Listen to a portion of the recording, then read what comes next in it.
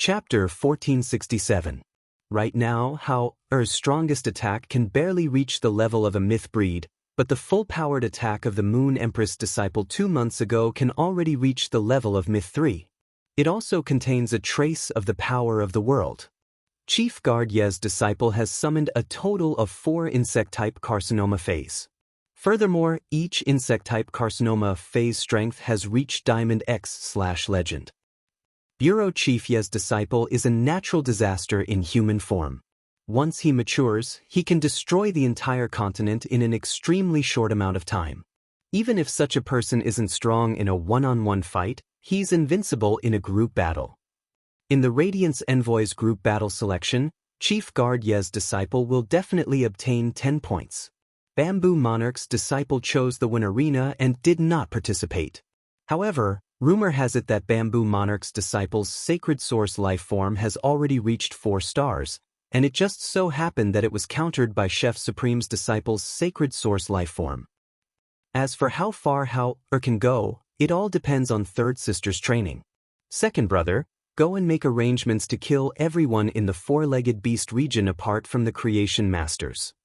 Send all the Creation Masters from the Four-Legged Beast region to Third Sister and let her handle them. Wanqing asked hesitantly after hearing that.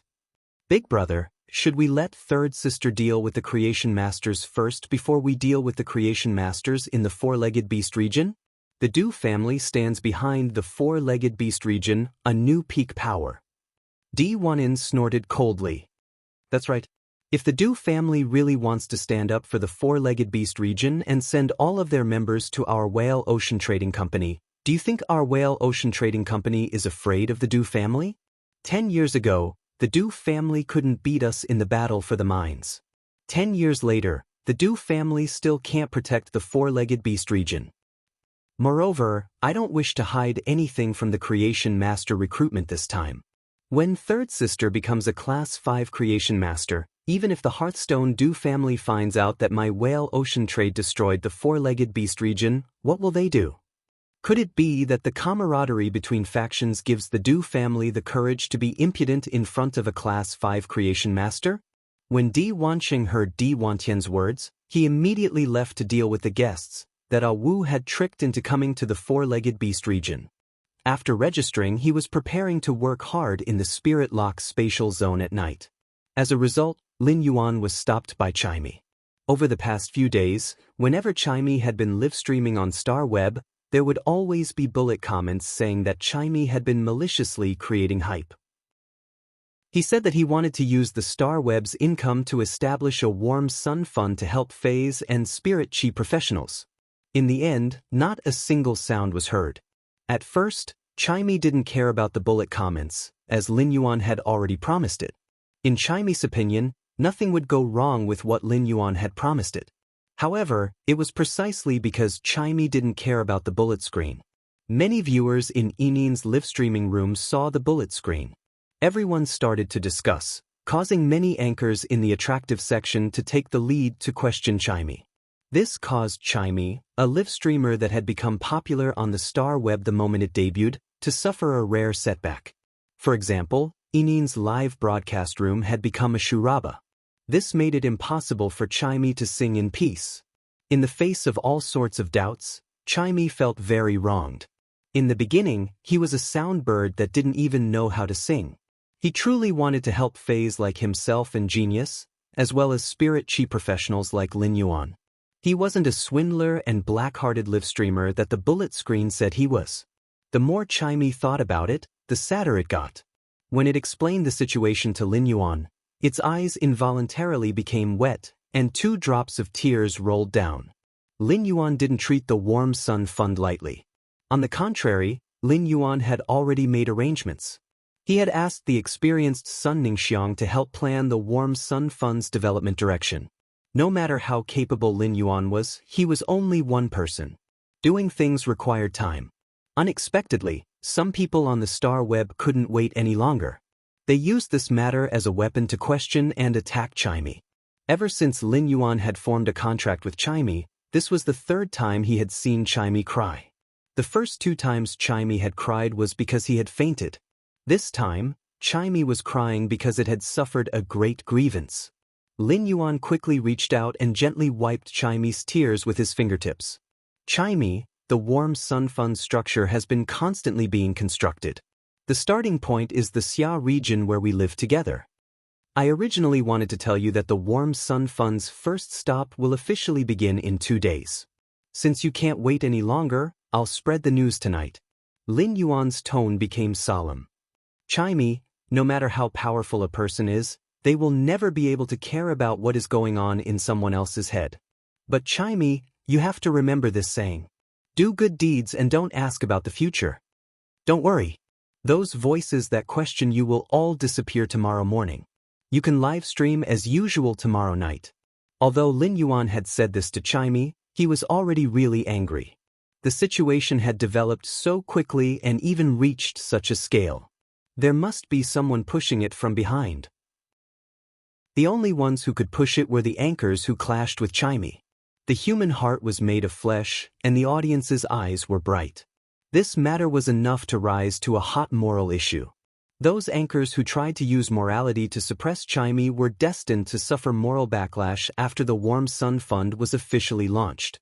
Lin Yuan didn't need to do anything. Those anchors who stirred up emotions would be besieged by star web netizens who knew the truth. Lin Yuan took out his cell phone and called Fan Hanxing, Sun Ningxiang, Long Tao, and Li Xian. Finally, he would finalize the Warm Sun Fund's matters. It was officially confirmed that the Warm Sun Fund's first stop would be officially launched tomorrow morning.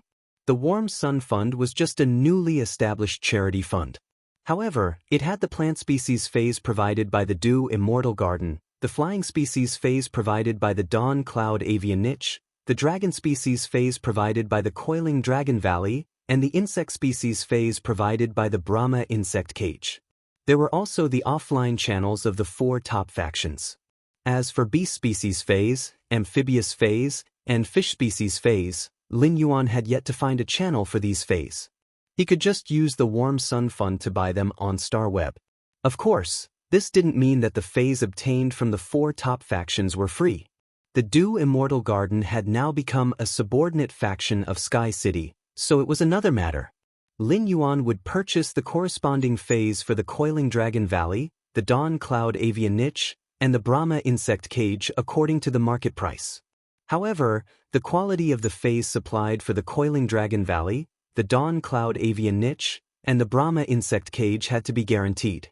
The Warm Sun Fund was Chimey's idea. Even without Chimey's idea, Lin Yuan already had plans to establish a charity fund. Lin Yuan didn't hope that those unfortunate people could become experts through the Warm Sun Fund. Instead, he hoped that those unfortunate people could live a little happier through the Warm Sun Fund. At the very least, they wouldn't have to struggle in misery like before. Instead, they could live a carefree life. Chapter 1468. The first rays of dawn pierced through the darkness and dispersed the night fog. It was daybreak. The chicken species phase reared in the Fei store on the street started to crow, causing a few complaints to be heard from the store. When a person woke up, it was usually the time when they were the most energetic. However, it wasn't the case for Li Ziqiang. After Li Ziqiang opened his eyes, he looked at the middle-aged woman beside him. He then couldn't help but lie on the bed in a daze. Li Ziqiang was an ordinary person and not a spirit qi professional. His wife was also an ordinary person. Not long ago, Li Ziqiang's son, Li Zhong, had just turned 8 years old. When he went to check on his talent, he confirmed that Li Zhong had the qualifications to become a spirit qi professional. His affinity with phase was power offense-type insect species phase. The Li family had only one son for 3 generations, and there had never been a spirit qi professional. Li Zhong's talent as a spirit qi professional was a glorious matter for the entire Li family. However, before Li Ziqiang and his wife could be happy for a few days, Wang Xueme had contracted a strange illness. She would feel dizzy and nauseous all day long, and she wouldn't have the strength to do anything. After eating for less than 5 minutes, she would vomit. Li Ziqiang found some experienced doctors to check on the situation. However, these experienced doctors couldn't see what illness Wang Xueme was suffering from. Li Ziqiang really had no other choice and spent a lot of money to find a healing-type spirit qi professional. After checking on Wang Xuemei's situation, the healing-type spirit qi professional determined that Wang Xuemei's soul should have a problem. It would cause dizziness, nausea, and weakness. If it was a spiritual problem, Li Ziqiang could find a healing-type spirit qi professional with a spiritual-type fei to immediately cure Wang Xuemei's illness. However, when it came to the soul, the healing-type spirit qi professional wouldn't be able to handle it. In order to cure Wang Xuemei, Li Ziqiang had to find a Class 2 or above creation master. This was because the spirit fluid concocted by a Class 1 creation master couldn't solve the problem of the soul. However, in order to get a Class 2 creation master to treat her, Li Ziqiang would need at least 20 radiance dollars. Li Ziqiang had some skills and had been working under a Class 1 spirit craftsman. Li Ziqiang had saved 17 or 18 radiance dollars after saving more than 10 years of time. Li Ziqiang had originally intended to use these 17 or 18 radiance dollars to choose an outstanding power of fence-type insect species fei for his son, Li Zhong. An outstanding starter fei would allow his son to have greater development in the future. Perhaps he might catch the eye of a teacher in an intermediate Spirit Qi Academy. He had been recommended from the Xia Region's Spirit Qi Academy to Redbud City's Spirit Qi Academy. However, his wife desperately needed the money to save her life. His son also needed this money to be one step ahead of others at the starting line. If Li Ziqiang contracted this strange illness, he would leave the money for his son to choose a fei. But in the end, looking at the pained expression on his sleeping wife's face, Li Ziqiang steeled his heart and thought to himself, he would go out to borrow some money later. Even if he had to go into debt, he had to cure his wife. As for his son, he would take care of himself. What kind of man would he be if he didn't save his wife when she was sick? At the thought of this, Li Ziqiang quickly got up and went to his elder sister's house in the Xia region to borrow money. After spending 20 radiance dollars, he pulled some strings again. In the evening, Wang Xuemei had returned to normal. Li Ziqiang was afraid that Wang Xuemei wouldn't be willing to treat her if she knew he had to spend 20 radiance dollars. Thus, he had been hiding it from Wang Xuemei. When Wang Xuemei found out that Li Ziqiang had spent 20 radiance dollars to treat her, she immediately cried. Wang Xuemei blamed herself and started crying. Big drops of tears rolled down her cheeks. Upon seeing the situation, Li Ziqiang reached out to hug Wang Xuemei and gently patted her shoulder. Although he was comforting Wang Xuemei, Li Ziqiang also revealed a bitter smile. To owe his elder sister's family 3 radiance dollars, Li Ziqiang would have to work hard to earn it for a year and a half. When it came to his son, he could only choose a normal power offense-type insect species fei with uncertain abilities and exclusive skills. Spirit Qi professionals couldn't change the contract with a fei. If this power offense-type insect species fei reached bronze, the awakened exclusive skill would be useless, or it wouldn't be suitable for offense. Even if his son became a Spirit Qi professional, he would only be able to blend into the masses. Just as the husband and wife were walking home in a lonely manner, they saw a lot of people queuing up in front of a building and discussing something.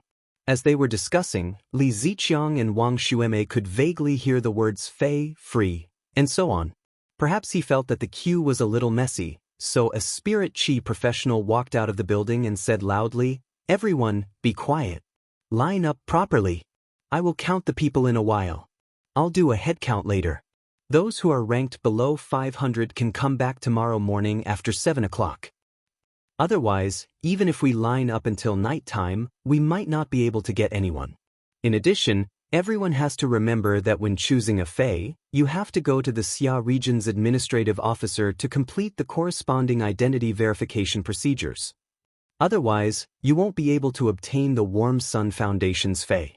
After hearing the staff member's words, many of the people in the queue expressed their gratitude. They immediately turned around and rushed to the administrative office where the Xia region's administrative officer was located. Many of the people here had heard the news when they were passing by and had joined in. Therefore, they didn't know the rules. Only those who had lined up earlier and understood the rules would go through the procedures at the administrative officer's office. There were already plenty of people who had completed the procedures at the administrative officer's office and had their identities verified. They brought their children or themselves into the building to receive a suitable fei. The Xia region might be a small place, but in the Radiance Federation, every citizen had the right to log into the Star Web. Chimey was a phenomenal host on the Star Web. Among the pedestrians who were singing, at least 3 out of 10 of them were singing the songs that Chimey had sung before. After hearing the words Warm Sun Foundation, many of them immediately took out their mobile phones and recorded a short video. They were prepared to record everything and post it on the Star Web. Things were going so smoothly that they could even go to the administrative officer's office to verify the situation. Firstly, it was due to the massive offline channels that the 4 major factions had. Secondly, it was also because Lin Yuan had informed Elder Ning in advance, and Elder Ning had informed Ling Xiao. Ling Xiao had immediately given an order to the Xia region's administrative officer. He had asked the Xia region's administrative officer to fully cooperate with the Warm Sun Foundation. The Warm Sun Foundation's first stop in Redbud City's Xia region was an opportunity for Redbud City. Redbud City had a lot of rain throughout the year, and there were many mountains and dense forests. There was even a side of the sea that was covered with submerged reefs. It was impossible to construct a dock to berth large fish feis. It could be said that when compared to other major cities, Redbud City didn't have any advantages. Chapter 1469. Ling Xiao had already learned from Elder Ning who was behind the Nuanyang Fund. It was the disciple that he had personally sent to the Moon Empress, Lin Yuan.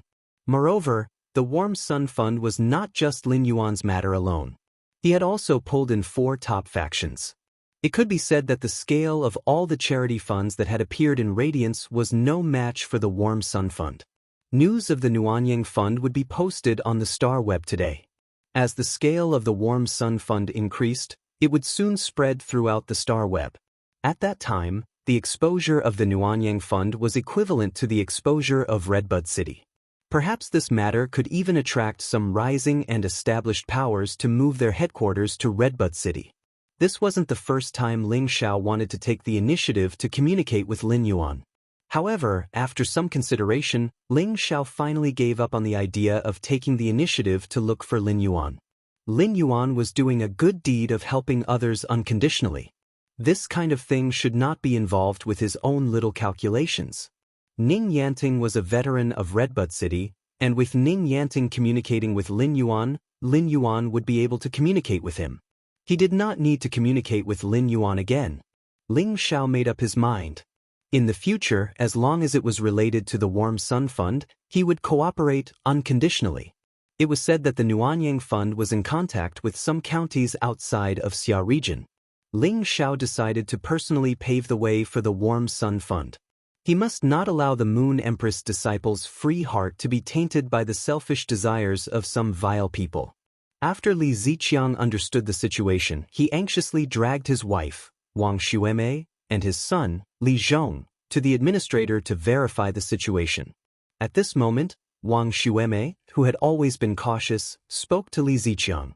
"Hubby, take Zhong, or Lord Fong to verify the situation. Let's split up. I'll stay here and observe the situation." After living for so many years, Wang Xuemei had never encountered such a pie falling from the sky. Although it seemed that there was no problem at all. But it was hard to guarantee that he wouldn't be tricked once he entered the house. For a family like Wang Xuemei who was in debt, any loss was unbearable. Therefore, Wang Xuemei wanted to understand the situation first. He wanted to see if the people who came out of the houses had obtained any feis. Li Ziqiang felt that Wang Xuemei's words were reasonable. "Alright, then I'll first bring Zhong, to the administrative office to verify the situation with Lord Fong. After verifying the situation, I'll come here. I'll be lining up here all night. I will strive to let Zhong, obtain a fei tomorrow." Li Ziqiang decided to stay up all night to queue here because he was afraid that the site opened by the Nuanyang Fund might be cancelled one day. When Li Ziqiang returned home after work, he would always surf the Star Web. Li Ziqiang loved listening to songs, so it was impossible for him not to know about the sparrow voice lowly goddess. Although Li Ziqiang had never tipped Chimey before, he was definitely Chimey's old fan. Li Ziqiang happened to watch the livestream where the sparrow-voiced lowly goddess announced that she was going to establish the Warm Sun Foundation. In Li Ziqiang's opinion, the sparrow-voiced lowly goddess had taken out all the money she had earned to set up the Warm Sun Fund. However, no matter how much money the Nuanyang Fund had, it could not withstand such a consumption. Li Ziqiang returned home and brought Li Zhong to the administrative office. During the verification process, Wang Xueme noticed that almost everyone who entered the room would walk out with a fei in pleasant surprise. All of a sudden, the sharp-eyed Wang Xueme noticed a familiar face among these people. Wang Xueme quickly took 2 steps forward and asked the young girl who was walking over, "Little Lan, why are you here?" "Little Lan, why are you here? I'm going to bake some sesame seed cakes tonight. I'll send some over to you after I'm done." "Don't be polite with Auntie Wang this time." The young girl standing in front of Zhang Xuelan looked at Wang Xueme with gratitude and said, "Thank you, Auntie Wang." "Thank you, Auntie Wang."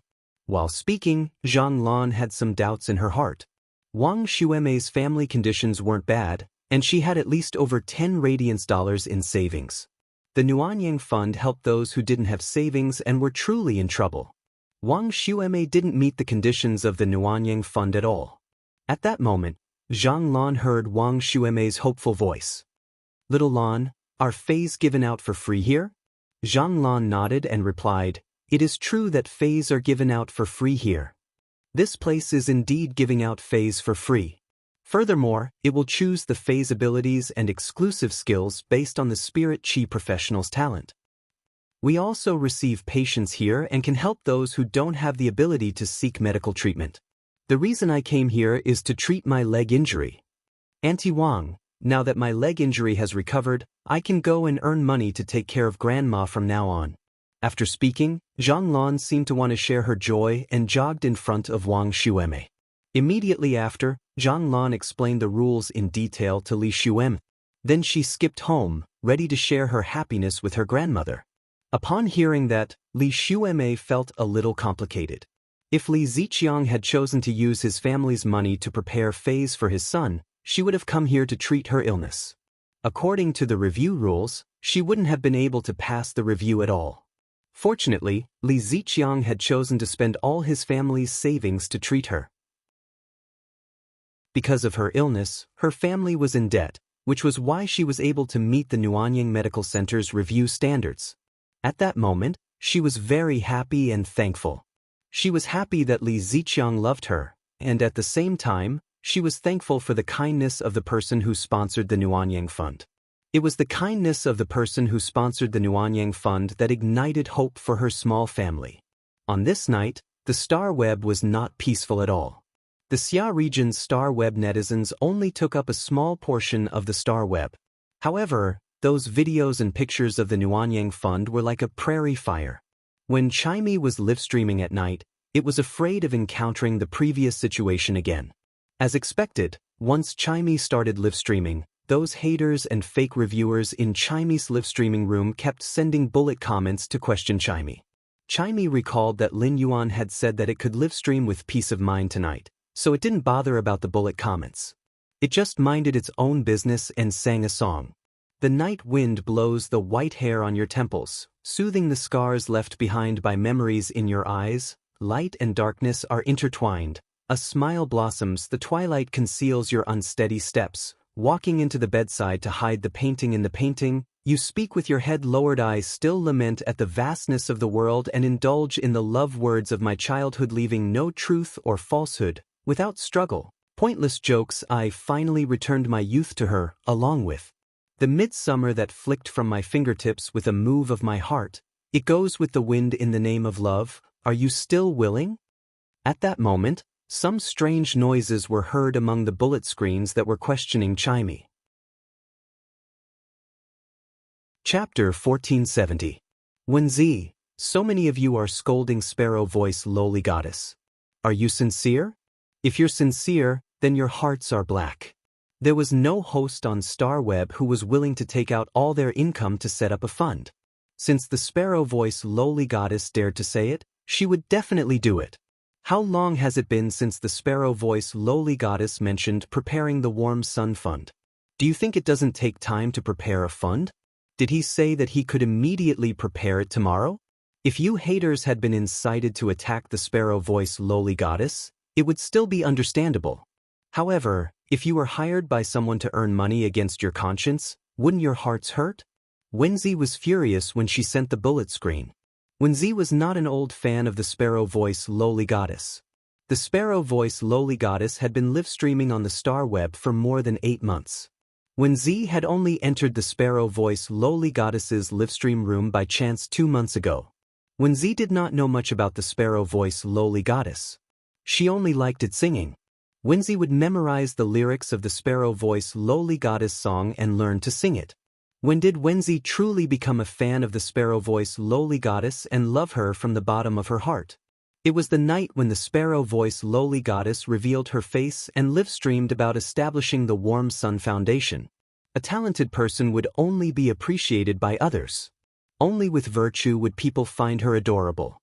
Previously, Wenzi had visited the live broadcast rooms of other talent and attractive anchors.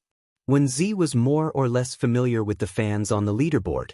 Many of the people who were spamming the bullet screen and scolding the sparrow voice lowly goddess were people that Wenzi was familiar with.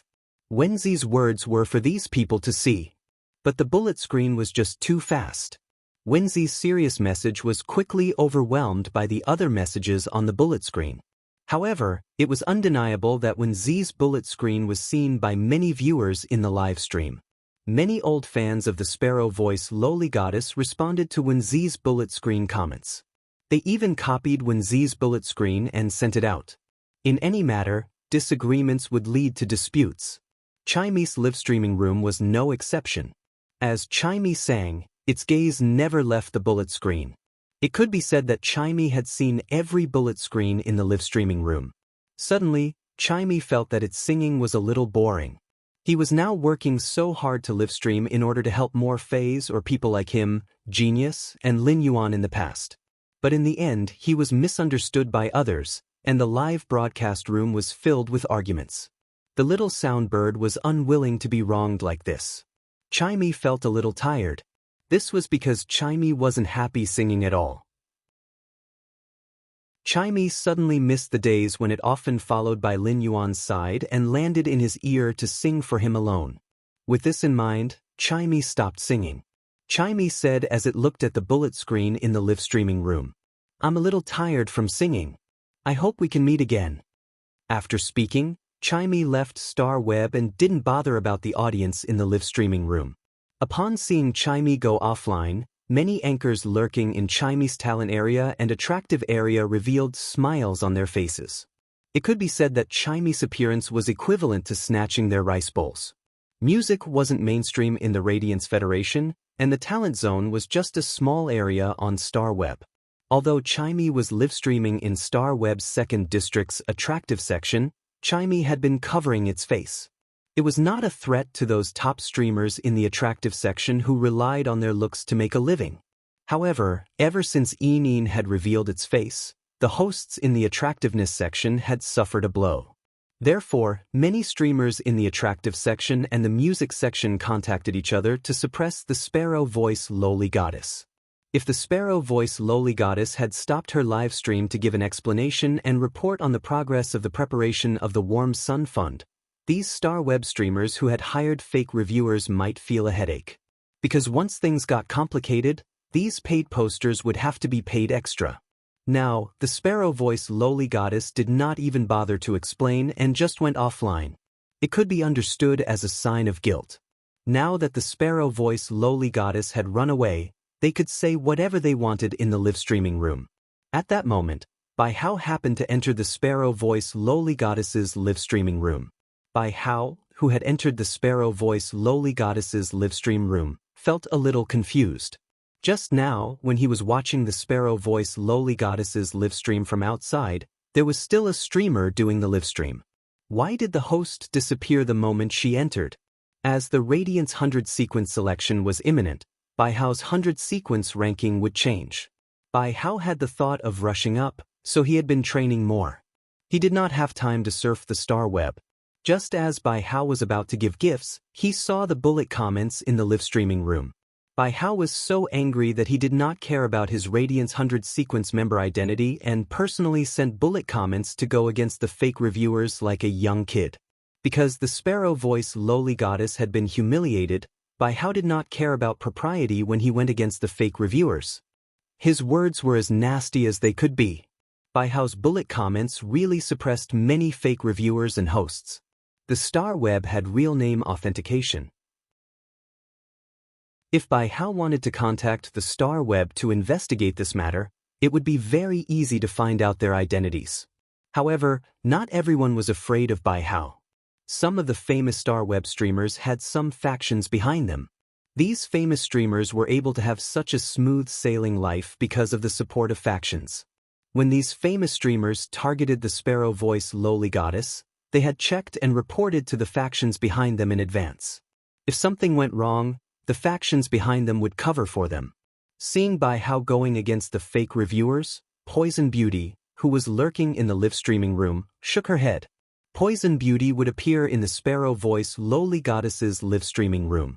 She did not bring the fake reviewers to the black sparrow voice lowly goddess. Poison Beauty was just an ordinary listener of the sparrow voice lowly goddess. But then again, Poison Beauty was very popular on the star web now. Previously, she could only be considered a small host outside the 5-star region in the star web's largest region. In order to have people watching her live streaming, she had no choice but to be stuck on the 100th floor of the star web tower. She became the Celestial Stairway's goalkeeper. Later, Poison Beauty's number of fans had soared because she had ridden on Black Sparrow's popularity twice. Furthermore, she had seized the opportunity and used all her skills to retain that part of her popularity. Afterward, she was signed by the Listening Heron Chamber of Commerce and became its selling host. She sold luxury items that cost at least 10,000 Radiance dollars per unit. This had allowed Poison Beauty to gain more fans. On the other hand, it had also allowed her to have a good offline income. The Listening Heron Chamber of Commerce had very strict rules that did not allow the signed hosts to have any negative influence. Due to this job, Poison Beauty could not speak for the sparrow voice lowly goddess in the live streaming room. She did not dare to be like Bai Hao, who could unscrupulously send bullet comments to go against the fake reviewers. Chapter 1471. However, Poison Beauty had a hunch that the people from the Black Sparrow voice lowly goddess would not have a good ending. In the end, none of them would have a good ending. Since the sparrow voice lowly goddess had said that she would forcefully take out all of her income to establish the Warm Sun Fund, it would not be empty talk. It could not be empty talk. The sparrow voice lowly goddess's daily donations were over 1 million Radiance dollars. The Warm Sun Fund's Radiance dollar reserves were at least 100 million. If a charity fund of 100 million Radiance dollars was spent, it would definitely become a hot topic on StarWeb. At such a time, using this matter to attack the sparrow voice lowly goddess was simply digging a hole for herself. She was simply digging a hole for herself and complaining that she was not dying fast enough. At that moment, a special bullet comment appeared in the live streaming room. Black Feather of Annihilation, I'm asking if those haters and fake reviewers' faces hurt? Black Feather of Annihilation's bullet comment was very short, and there was also a star web link below. In the live streaming room, if one wanted to post a link in the bullet comment, one would need to spend money. This was an act of advertising. The money spent was 5% of the live streaming host's daily income. The sparrow voice lowly goddess's live streaming lasted less than 20 minutes and stopped before the 5th song was finished. During this period, the sparrow voice lowly goddess had earned at least 800,000 Radiance dollars. In other words, Black Feather of Annihilation had spent at least 40,000 Radiance dollars to post this link. What kind of information would be worth 40,000 Radiance dollars? Many viewers in the live streaming room were rather curious and clicked in one after another. As a result, the viewers and internet water army in the live streaming room who clicked in were shocked by the contents of the page. On the page was a very simple star web freewheeling post. This kind of freewheeling post was like a diary, which could record one's life at will and publish it on one's homepage. This post was the confession of a pitiful person. However, this pitiful person had grabbed the starlight in despair. The post looked like a story, but there was also a video attached at the end. Upon seeing the content of this long video, many viewers and fake reviewers fell silent. Because in the video, there was an organization called the Warm Sun Foundation, which was spreading hope non-stop. It was saving every ordinary person. The one spreading all this hope was the young girl who had just been questioned and slandered in the live streaming room. That young girl had ended the live streaming. Perhaps a person would be sad because he was doubted, or wronged because he was wronged. More and more people clicked on the post. More and more people were willing to spend 40,000 radiance dollars to share the post in the live streaming room again. The sparks in the Xia region had finally started a prairie fire in Xiaomi's live streaming room. The Internet Water Army no longer slandered him. There were even quite a few Internet Water Armies with a conscience who began to apologize in the live broadcast room. Sparrow voice lowly goddess, I'm sorry. In the live broadcast room where there were no live streamers performing, the comments kept rolling. The last line of the Sparrow voice lowly goddess's song before the live stream unknowingly echoed in the hearts of everyone in the livestream channel. In the name of love, are you still willing? This matter was constantly fermenting on StarWeb. Many of the streamers who had hired the Internet Water Army to lead this incident were exposed. The money that had been invested in Xiaomi had now been returned to those live streamers who had caused trouble. The turbid waves on the StarWeb were surging, but at this moment, there was another wave. It was bigger and fiercer than the waves on the StarWeb. On the surface of the deep blue sea, the turbid waves hit the island, raising waves 30 to 40 meters high.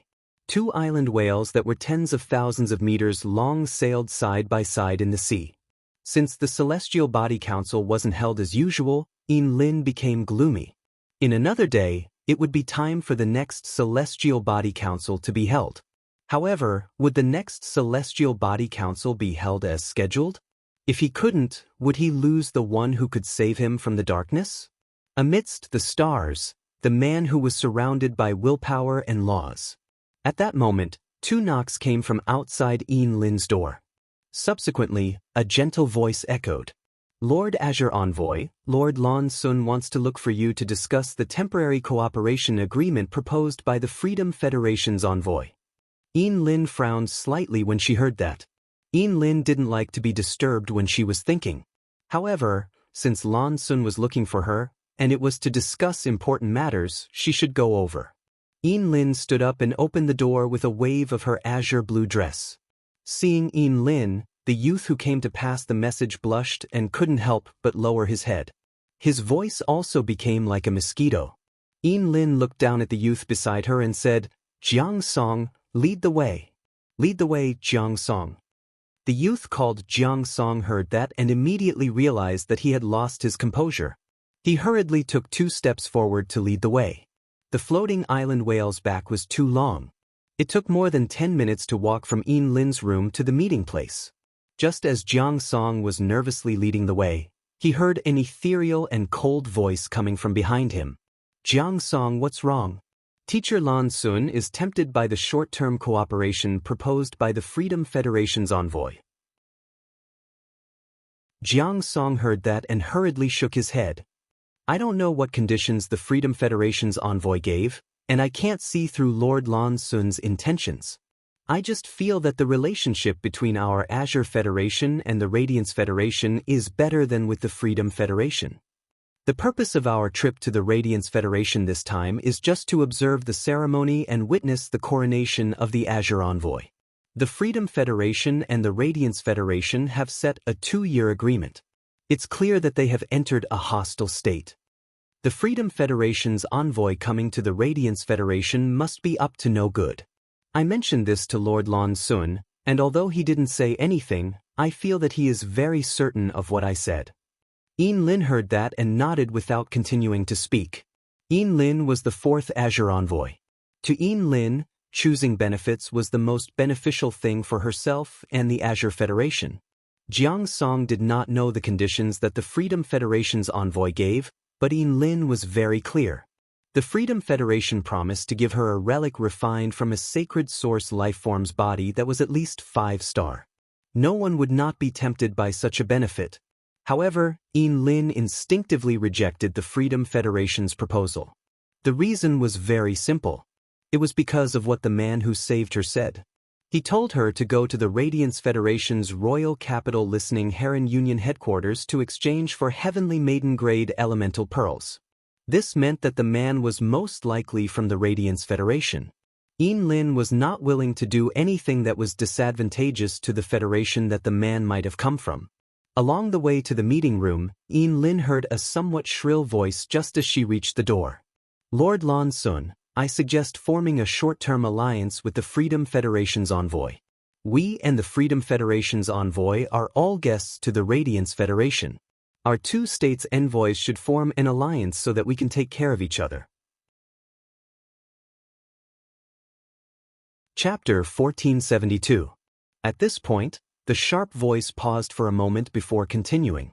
In addition, the Freedom Federation's diplomatic corps is also willing to provide each of us with a cocoon demon embryo. The cocoon demon embryo can allow insect-type cancer phase to transform into demonic-type source-type lifeforms. By transforming the insect-type tumor Fae into a demon-type source-type lifeform, the insect-type tumor Fae will be able to break through its grade and evolve into a myth breed. Hearing this sharp voice, Lin, who was standing at the door, immediately pushed the door open and said coldly, Xianxia, you told me about the function of the cocoon demon embryo. But if you really took the Freedom Federation's cocoon demon embryo, would you dare to use it to nurture an insect-type carcinoma Fae? For the Freedom Federation to not use such a good thing, don't you think it's laughable that it's given to you? You come from a 4-star clan, and as the inheritor of a 4-star beast mark, you shouldn't have never heard of the death of the fluorescent earthworm that happened on the Freedom Federation's 16 islands, right? Hearing Lin's words, everyone in the conference room looked at Lin's face. The 10 youths, including Xianxia, quickly stood up and bowed to Lin. When Lin mentioned the death of the fluorescent earthworm, everyone's expression froze. This incident was too famous. The 16 islands of the Freedom Federation, tens of millions of square kilometers of land. Even after 20 years, the tens of millions of square kilometers of land that had been ravaged by the fluorescent earthworms could not survive. It was still unable to grow any plant-type phase. As a result, the Freedom Federation's 16 islands had been importing large quantities of plant-type phase, foodstuffs, and spirit fruits for the past 20 years. Due to the large population of the 16 islands, in order to ensure the food needs of the islands, the Freedom Federation had no choice but to dispatch dozens of island whales to provide resources for the 16 islands. It was hard to estimate just how much resources the Freedom Federation had lost because of the fluorescent earthworm's sorrow incident. The death of the fluorescent earthworm was a vicious incident caused by an insect-type carcinoma Fae. It was caused by a source-type item called the cocoon demon embryo. The source-type cocoon demon embryo could break the shackles of the insect-type carcinoma Fae and allow them to break through the limit of Diamond X/Legend. It was enough to prove the preciousness of the source-type cocoon demon embryo. In fact, the drawback of the entire process was not due to the cocooning of the demon embryo. Instead, it had appeared on the insect-type carcinoma Fae. The insect-type carcinoma Fae's intelligence was chaotic, even if it was at Diamond X/Legend. Most of the insect species carcinoma Faes could only rely on their instincts. During the process of transforming the insect-type carcinoma Faes into demonic spirits, it was unable to increase the intelligence of these insect-type carcinoma Faes. As a result, these spiritless insect species Faes could not be controlled by humans. A single gold carcinoma Fae was enough to cause panic. Even if Her Majesty made a move, she would only be able to stop the damage. But when the carcinoma Fae broke through its genetic shackles and advanced to suzerain, it would become a suzerain Fae. Even a harmless insect species carcinoma Fae was enough to cause a natural disaster. If a calamity-grade cancer Fae wreaked havoc, it might destroy a continent's ecological balance. The Freedom Federation had sent out a total of 7 majesties to deal with the glowing earthworm's sorrow. Afterward, even if a Class 5 creation master presided over the 16 islands, he still wasn't able to restore the 16 islands' soil to its original state after spending 20 years. As an Azure envoy, he had no choice but to deal with something that could threaten the safety of the Azure Federation. Lin couldn't allow anyone to bring it back to the Azure Federation. The Azure Federation had once produced a source-type item that could transform any Fae into a demonic spirit-type source-type life form. It was the Fairy's Heart. Those Fairy's Hearts had been sold for almost as much as an uncontracted sacred source life form in the Azure auction house. The Fairy's Heart and the Cocoon Demon Embryo had similar effects. However, the Fairy's Heart was controlled by the soul of the Fairy's Heart. The Cocoon Demon Embryo only strengthened the insect-type carcinoma Fae's soul. Lin had never heard of anyone being able to contract or control a carcinoma Fae to fight. Lin looked at the 10 young men and women in front of her and said coldly, "The Cocoon Demon Embryo is so tempting. Since you're so moved by the Cocoon Demon Embryo, I'm sure the Freedom Mission has already given it to you. Now, all of you hand over the Cocoon Demon Embryo to me. You can't bring it back without permission and endanger the Azure Federation." Lin's words caused the woman called Zhen Kulien's expression to turn a little tense. Zhen Kulien spoke up. "Lady Lin, I have a 4-winged demon. It is an insect species carcinoma Fae modified from a Cocoon Demon Embryo, and it only has 2 wings at most. I can let my contracted 4-winged demon use its bloodline power to control the insect-type carcinoma Fae." Zhen Kulien's words caused the expressions of the other 9 youths to change. Just now, Lord Lin had given an order, but Zhen Kulien had questioned it. This was undoubtedly an affront to Lady Lin. Offending the Azure envoy was a serious crime. If Lord Lin wanted to pursue the matter, he could do so after returning to the Azure Federation. Zhen Kulien would be directly banished to the Sea Labyrinth. Just when everyone thought that Lin would use Zhen Kulien to establish her dominance, everyone saw Lin raise her hand. He summoned a fairy with long, dark blue hair. 3 pairs of wings were flapping on the back of this fairy with long, dark blue hair. Lin said faintly, "My 6-winged demon's bloodline can suppress your 4-winged demon's bloodline and turn it into an insect-type carcinoma Fae. If I can have a 6-winged fairy, others can too. Do you think it's safe to let you use the cocoon to transform into a demon embryo to modify an insect-type carcinoma Fae?" Lin's words startled Zhen Kulien. Immediately, Zhen Kulien's face turned red, and she felt apprehensive. Zhen Kulien had indeed not thought so much before. Now, it seemed that her previous thoughts were indeed not safe. Furthermore, she seemed to have accidentally offended Lin. What should she do? From the start, Zhen Kulien had not been convinced by Lin. Zhen Kulien was born in a 4-star family in the Azure Federation and had possessed a 4-star beast pattern since she was young. She was a proud daughter of heaven who had been pampered since she was young. Zhen Kulien understood that it was impossible for her to become an Azure envoy, so she had set her sights on the Azure Knights. But who would have thought that Lin would become the 4th Azure envoy out of nowhere without a word? Could it be because Lin was a genius with 2 beast patterns? Zhen Kulien, who was also a genius, felt unfair for the first time. When she had first boarded the floating island whale, Zhen Kulien had specially checked on Lin. She had discovered that Lin had been a C-rank spirit chi professional. Even if she had just become a B-rank spirit chi professional, she was still not presentable. Even in the entire Azure 100 sequence, there was not a single C-rank spirit chi professional. In fact, the top few might break through to A-rank at any time.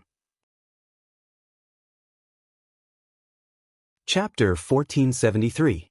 Lin had casually summoned the 6-winged demon. This was the first time Lin had shown her edge. It also made Zhen Kulien realize the gap between them. A diamond 6-winged demon was enough to prove too many things. Zhen Kulien was clear that with just this diamond 6-winged demon, Lin could press herself against the ground.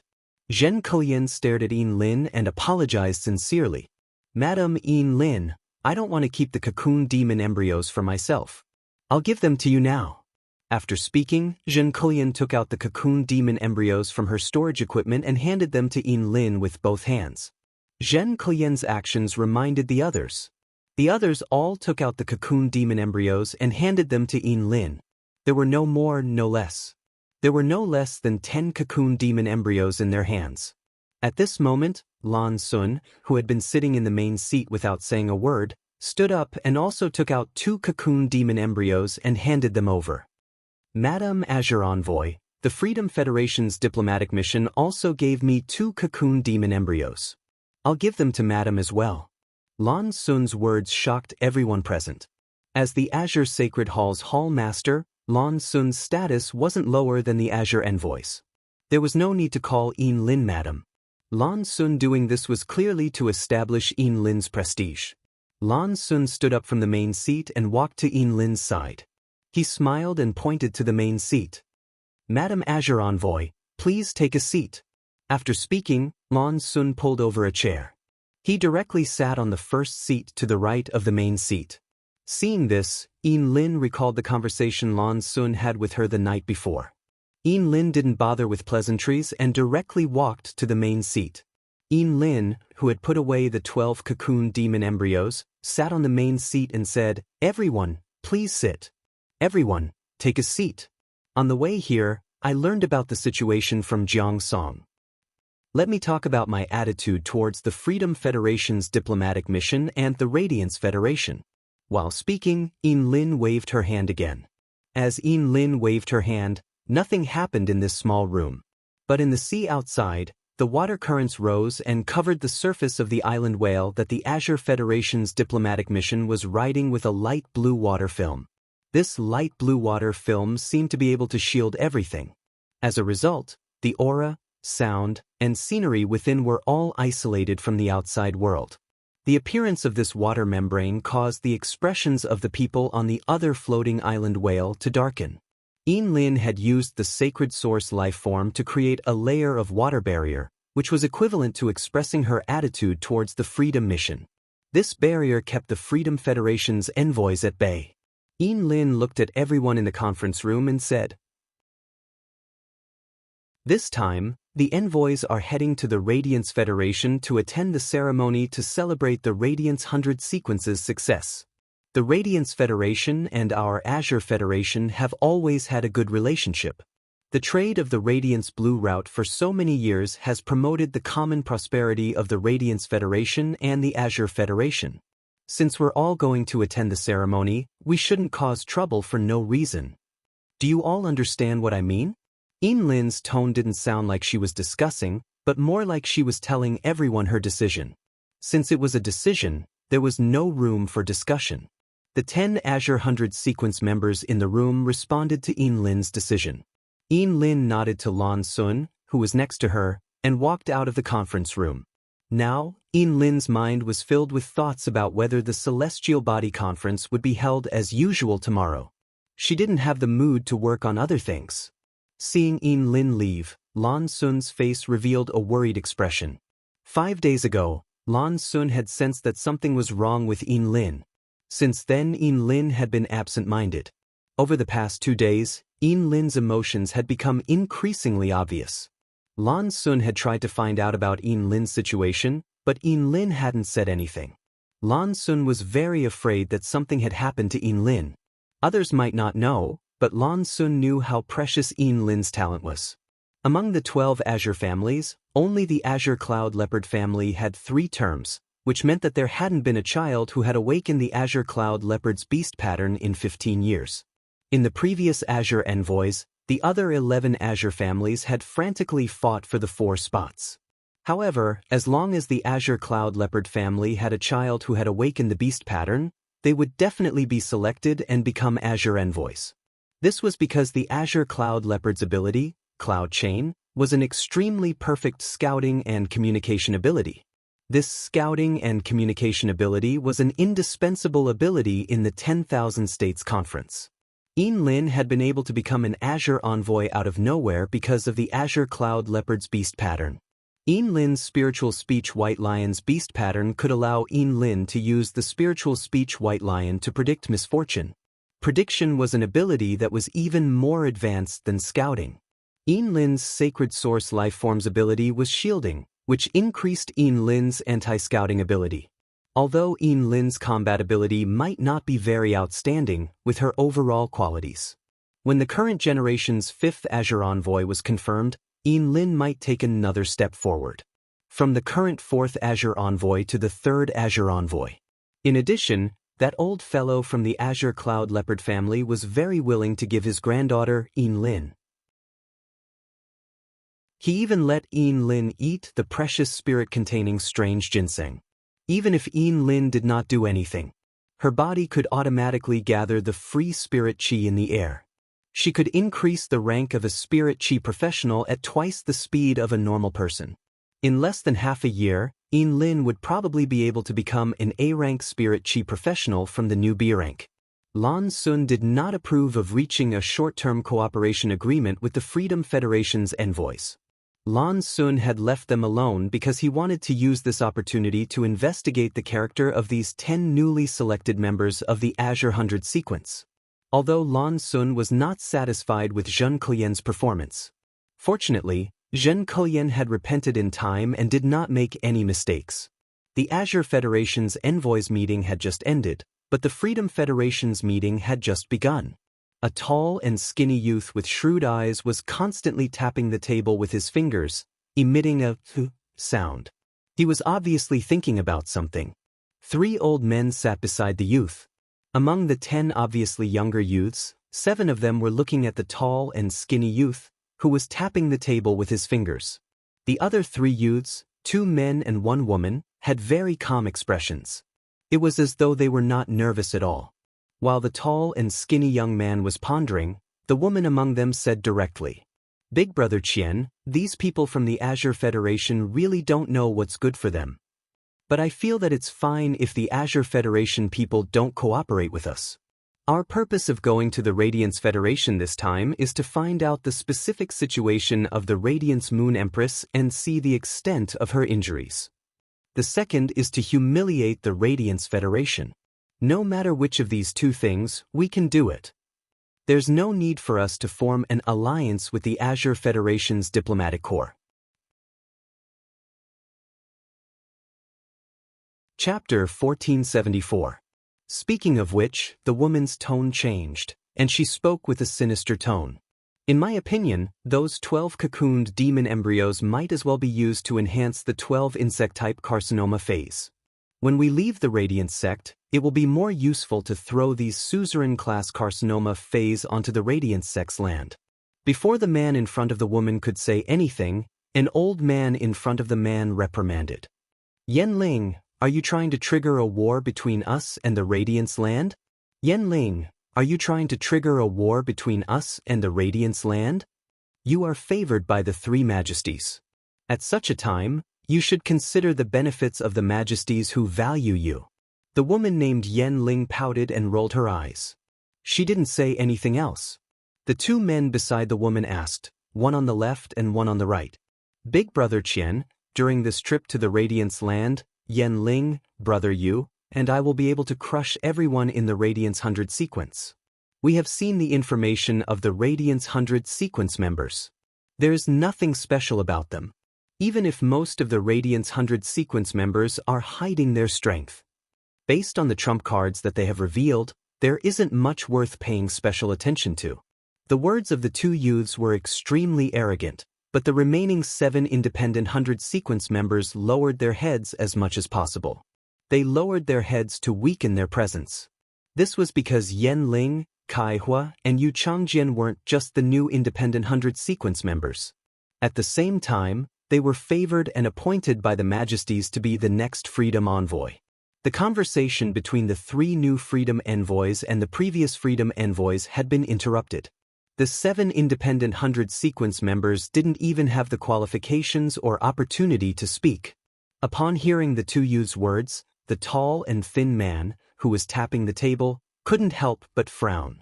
Looking at the 3 arrogant people in front of him, the tall and thin man reminded them. The next Radiance Envoy candidates are the Bamboo Monarch's disciple, the Chef Supreme's disciple, and the Lamp Lord's disciple. These 3 people are already over 20 years old. It's impossible for them to participate in the Radiance 100 sequence selection at this time. The disciples of the three majesties of the Radiance land didn't walk the path of the Radiance 100 sequence in the early years and have been training outside. But according to the information we obtained, both the Moon Empress and Night Empress have accepted disciples. The disciples of these two people are rather mysterious. The information from the Radiance sect's internal department did not clearly identify their identities. My premonition tells me that these two people are likely to be Radiance 100 sequence members. This time, it is very likely that you will be facing the next Radiance envoy, so don't underestimate your enemies, especially you, Yanling. Your sacred source life form is indeed powerful, but don't rely too much on it during battle. Perhaps your sacred source life form will be targeted by someone else's sacred source life form. Don't blame me for not reminding you when the car overturns. When Yanling heard Qianyu calling her, she couldn't help but stick out her tongue. However, Yanling didn't take Qianyu's instructions seriously at all. So what if there was a next Radiance envoy? His, Kaihua's, and Yu Changjian's phase formed a system, and the sacred source life forms could work together perfectly. Among the new freedom envoys, Kaihua and Yu Changjian were the iron triangle that supported the offensive direction. As for the other two, one was a functional spirit chi professional, and the other was a creation master. The two of them were just supporting roles. Yanling didn't think that there was anyone in this world who was her age. There was someone who could defeat her, Kaihua, and Yu Changjian together. Not only did Yanling not understand, but Kaihua and Yu Changjian also didn't understand Qianyu's words. Big brother Qianyu had always been arrogant. Why was he so cautious now? A grand event like the Myriad States Convention was attended by the previous 5 Federation envoys and the current 5 Federation envoys. In a sense, the current 5 Federation envoys were all candidates for the previous 5 Federation envoys. In some special battles, or if the previous Federation envoys had any accidents, they would be able to replace them in time. If there were no accidents, a Federation envoy could participate in 2 Myriad States conventions. The second Myriad States convention would be their home ground. Yanling, Kaihua, and Yu Changjian hadn't participated in the Myriad States conventions yet. After all, the three of them were rather reliant on Qianyu. Qianyu sighed inwardly when he saw the indifferent expressions on the trio's faces. 8 years ago, he also had the same mentality as the three of them. However, when he participated in the Myriad States conventions and faced the Radiance envoys head-on, he didn't have the same mentality. Only then did Qianyu understand what kind of existence the Radiance envoys were. Qianyu was very afraid that Yanling, Kaihua, and Yu Changjian would suffer because they looked down on him. At that time, it was a small matter if the Radiance Federation didn't lose face, but it wouldn't be good if it affected the other purposes of going to the Radiance Federation. Qianyu glanced at the 3 elders sitting below him and nodded to one of them. After the elder understood Qianyu's meaning, he said to Yanling and the other two, "Your sacred source life forms are very important. It's best not to expose your sacred source life forms during this trip to the Radiance Federation." Upon hearing the elder's words, Yanling and the other two did not object. The 3 of them understood that the elder wanted them to reveal the sacred source life forms' abilities during the Myriad States conventions. This would make the Radiance Federation envoys have no time to prepare. It would catch them off guard. Kaihua suddenly thought of something and said, "If there really is a disciple of His Holiness among the newly promoted Radiance 100 sequence members, why don't we go all out during the spar? It's common for accidents to happen during a spar. Even if someone really dies during a spar, the Radiance sect can't say anything." Yanling and Yu Changjian were moved by Kaihua's words.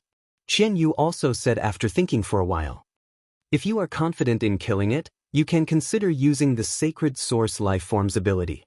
But since it was an accident, don't be too obvious when you do it." Speaking up to this point, Qianyu stood up and sighed before continuing. "Forget it. The Azure Federation's envoys are not willing to cooperate with us for a short period of time. We also have other allies in the Radiance Federation. I want to see how the Radiance Federation will compete with the Freedom Federation in the 10,000 States Convention 2 years later after the chaos." At this point, Qianyu's face revealed a meaningful smile. He was like a cunning hunter who had laid a trap long ago. And now, this hunter saw his prey stepping into his trap. There was a cool breeze, and the sea breeze fluttered Wang Lin's clothes. Wang Lin's hands and feet were cold as she looked at the increasingly obvious stars in the sky. Wang Lin could not help but be intoxicated. Wang Lin was no longer a blind girl who could not see. Wang Lin had awakened 2 beast patterns and was the Azure Federation's 4th Azure Envoy. Chapter 1475. Speaking of which, the gathering among the stars was not considered helpful to Wang Lin now. Instead, it was a little cumbersome. However, there were already fetters that Wang Lin could not cut off in the stars. Wang Lin did not dare to think about what would happen if the Celestial Council did not proceed as usual. Would she never be able to see him again? Just as Wang Lin was looking up at the stars, in the rock continent's underground world, a seriously injured youth was commanding a bat species Fae. He split out a bat group to attack a group of Class 3 underground dimensional lifeforms. As the bat group surrounded these Class 3 underground dimensional lifeforms, the youth's injuries were recovering at a visible rate. There were more than 10 figures behind this youth, controlling different source-type lifeforms to fight against the underground dimensional lifeforms. This was a small team that Bei Su had formed within 2 weeks. It could be considered the embryonic form of Bei Su's faction. During these 6 days, Bei Su did not dare to let himself stop at all. He had to fight until he was exhausted every time. This was the only way Bei Su could not let his imagination run wild. Tomorrow was the day of the next appointment, and Bei Su had been looking forward to it. Trey had been rather stable for the past few days as he had been on the road. He encountered 2 groups of bandits, but they were dealt with by the Hammer Kingdom's court warriors who were sent to his side. Although it was still a long way from the Divine Wood Federation's border, Trey was already looking forward to meeting the master he had identified. Zhou Yiren had already met up with Lin Yuan in reality. The Celestial Council no longer had any meaning to Zhou Yiren. Zhou Yiren no longer intended to participate in the next Celestial Council. Zhou Yiren did not intend to participate in the next Celestial Council. In any case, she could get in touch with Lin Yuan at any time. Wang Lin had already started to select the 14 millet fruits and had already selected 7 suitable women. It would not be long before the 14 millet fruits would be formed. At night, the radiant royal capital's lights were lit, and it was bustling. Topics related to the Sparrow Voice Lowly Goddess on Star Web had washed the major forums and posts tonight. Even those Star Web netizens who did not listen to music usually understood the Sparrow Voice Lowly Goddess and the Warm Sun Foundation. Just as the public opinion about the Sparrow Voice Lowly Goddess was at its peak, a piece of news was announced at midnight. It was announced on Star Web on time. The Star Web officials sent a message to every Star Web user. This news left all the Star Web netizens and faction members dumbfounded. Then, he was filled with anticipation and excitement. It was the news of the Class 6 Abyss Dimensional Rift officially opening for all Radiance Federation citizens. During the Nyx Assembly, the High Holiness had discussed that Class 6 Abyss Dimensional Rifts would only be opened to faction members. But later, His Holiness Cicada Cry proposed the idea of letting 32 major cities build mirror cities in the Abyss world. With the established mirror city, the danger in the Abyss could be effectively isolated through the city itself. This allowed any Radiant citizen to operate safely in the Abyss world. Thus, there was the current announcement to the world.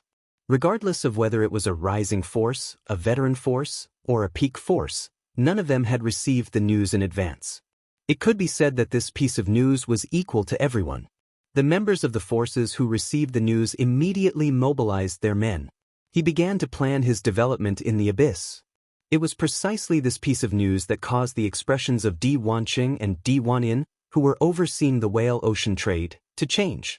The Radiance Association would publicize the Class 6 Abyss Dimensional Rift during the Great Night Assembly.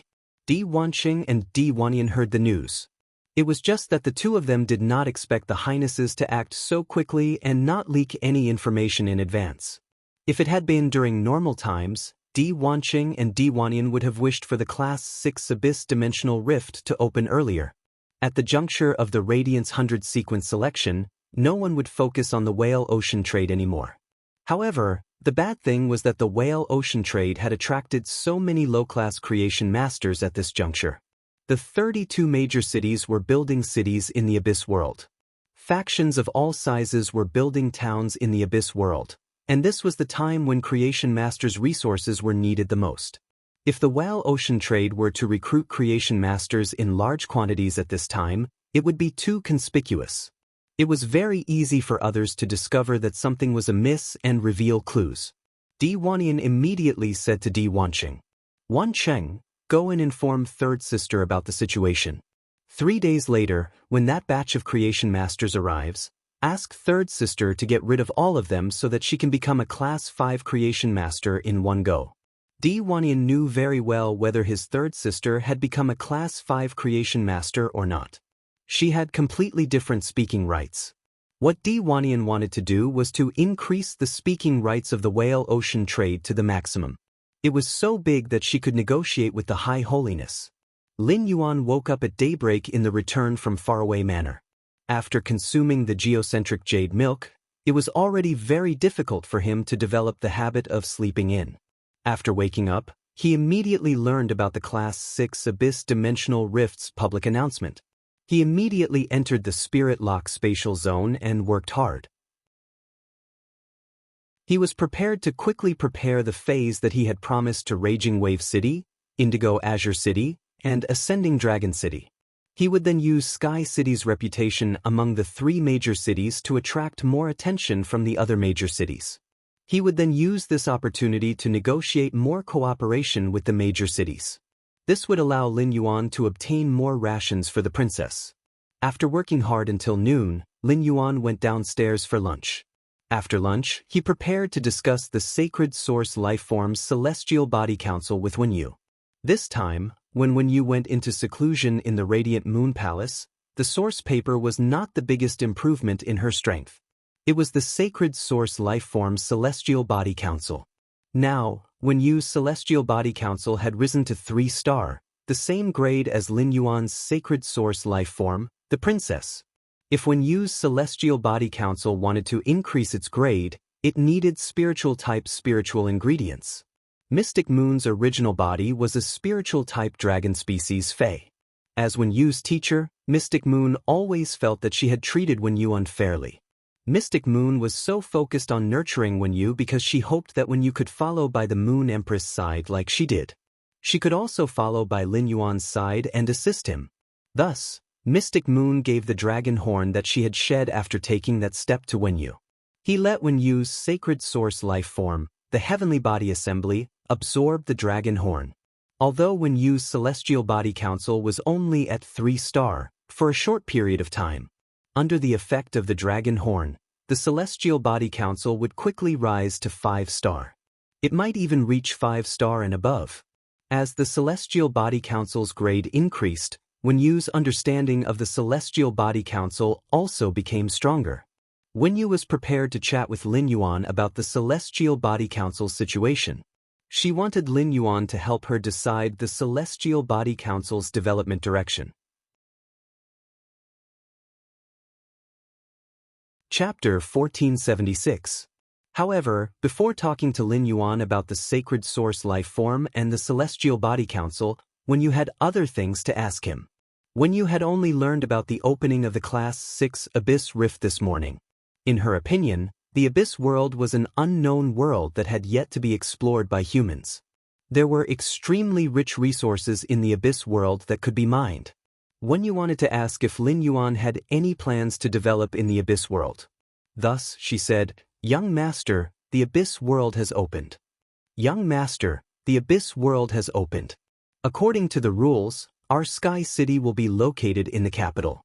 Are we going to build a faction in the Abyss world's mirror image royal capital?" Upon hearing her words, Lin Yuan was slightly startled. He immediately recalled that he, Lu Jie, Zhong Zhe, Long Tao, and the others had not told Wenyu about building a faction in the Abyss world. Thus, Lin Yuan explained the situation to Wenyu in detail. Wenyu nodded when she heard that Lin Yuan already had a plan for the Abyss world. At that moment, Wenyu heard Lin Yuan continue.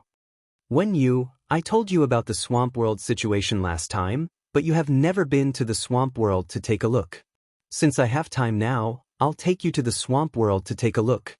Lin Yuan took out the treasure cave golden toad's skin and stomach pouch. He released the dragon-horned mystic tortoise and handed it over to the mother of bloodbath. Lin Yuan let Wen Yu enter the treasure cave golden toad. Then Lin Yuan returned to the spirit lock spatial zone with the treasure cave golden toad. He entered the swamp world through the Klein hub. After entering the swamp world, Lin Yuan released Wen Yu.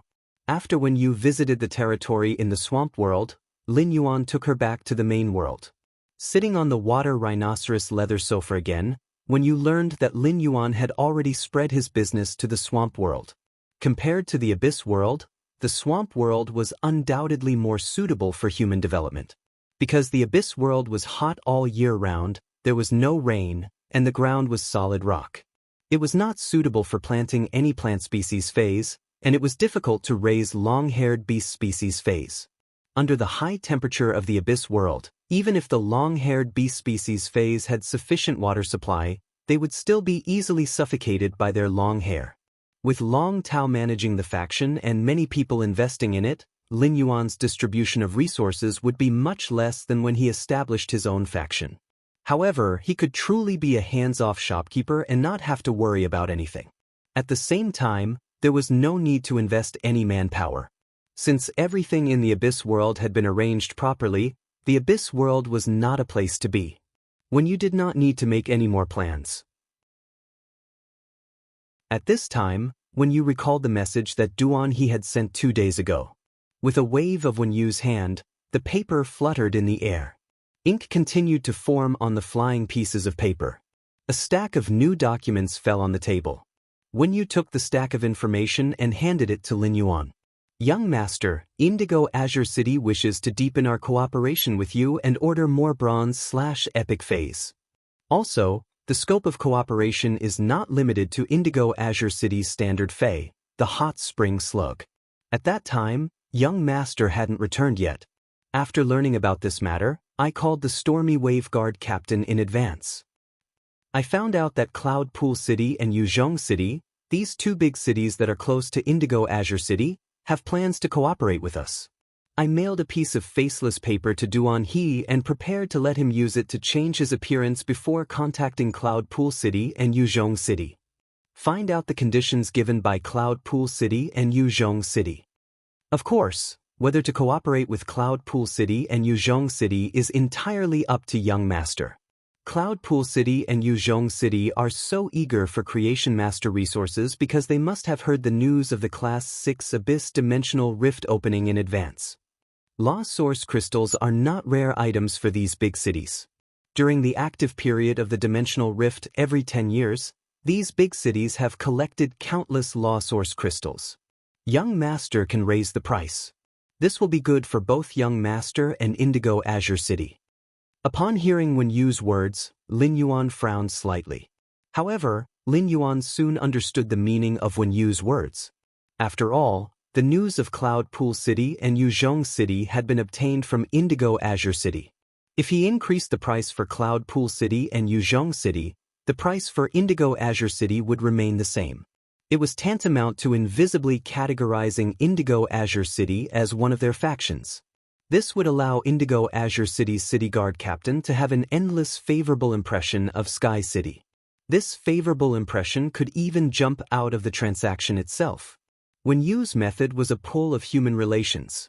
Between pulling and pulling, it could make a relationship more solid.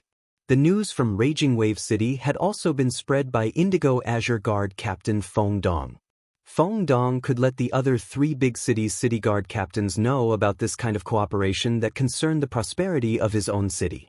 It was enough to see that Feng Dong was a generous person. In other words, Feng Dong himself was a big mouth. If Sky City maintained the original price for Indigo Azure City and raised the price for Cloud Pool City and Yuzhong City, Feng Dong would feel very proud. Perhaps very soon, Feng Dong's big mouth could let more of the big city's city guard captains know the benefits of cooperating with Sky City. Recently, Duan He had been bringing the white-clothed followers to train outside. It was better to let Duan He and the other white-clothed followers bring along the faceless paper to cooperate with the major cities. Lin Yuan sighed. He would have to go into seclusion for this month. However, working hard in seclusion was the only way for him to increase his rank as a spirit chi professional. Although continuously enhancing bronze/epic phase wouldn't give as much spirit chi as upgrading bronze/epic phase to silver or gold, the spirit chi one could obtain was far less than upgrading bronze phase to silver or gold. However, this would undoubtedly allow him to obtain greater economic benefits. After all, the entire faction still had to rely on Lin Yuan to support it. However, many a little makes an ocean. Before the Radiance Envoy selection, it would be enough if he could easily become an A-rank spirit chi professional. Lin Yuan said to Wen Yu. After this, I will contact the city guard captains of Cloud Pool City and Yuzhong City. At this point, Lin Yuan's mind moved. Wen Yu, get the source paper to form a faceless paper for me. Wen Yu felt a little strange when she heard Lin Yuan's words and did not understand why he wanted the faceless paper. However, since he had made a request, she naturally would not refuse. Soon, a pale yellow tissue appeared in her hand. Wen Yu handed the pale yellow tissue to Lin Yuan and said, "Don't worry." She said, "Young master, you just have to put this faceless paper on your face.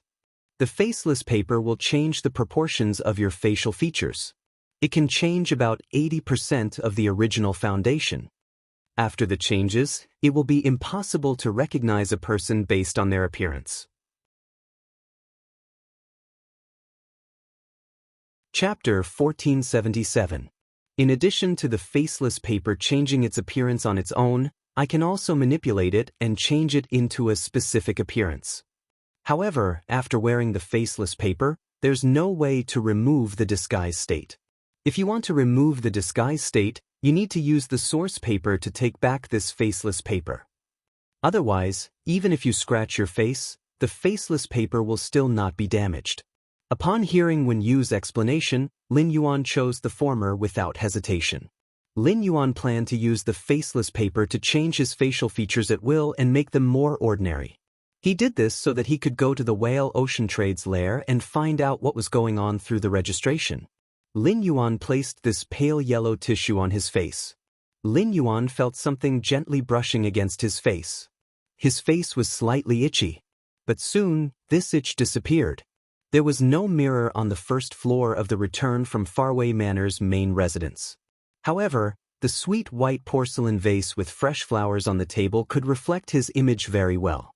Through the sweet white porcelain vase, Lin Yuan found that his facial features had indeed been changed by the faceless paper to be extremely ordinary. It was the kind of existence that would not be noticed in a crowd. Lin Yuan was very satisfied with this. However, he did not know that Wen Yu's thoughts were completely different from his. After Lin Yuan used the faceless paper, Wen Yu had indeed felt that his facial features had become ordinary at first glance. However, at second glance, she found that it was not the case at all. Lin Yuan's facial features had been exquisite and handsome before.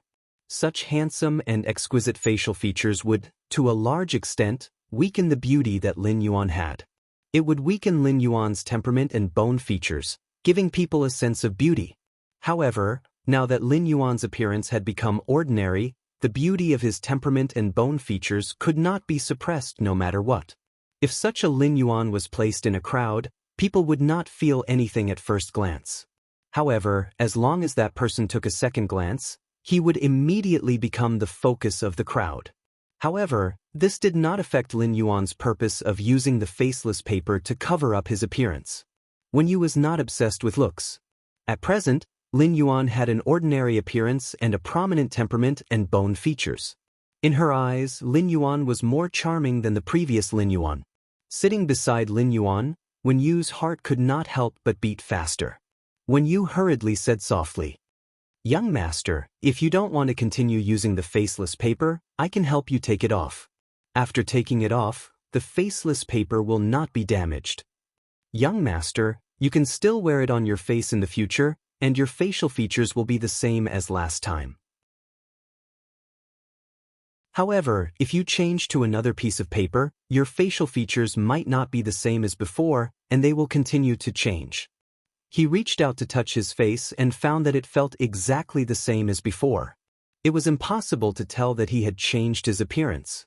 The faceless paper's ability to disguise itself could be said to be one of the best. After Wen Yu took it off, Lin Yuan put away the pale yellow paper. He then turned to Wen Yu and asked, Wen Yu, you said you wanted to discuss your sacred source life form, the celestial body assembly.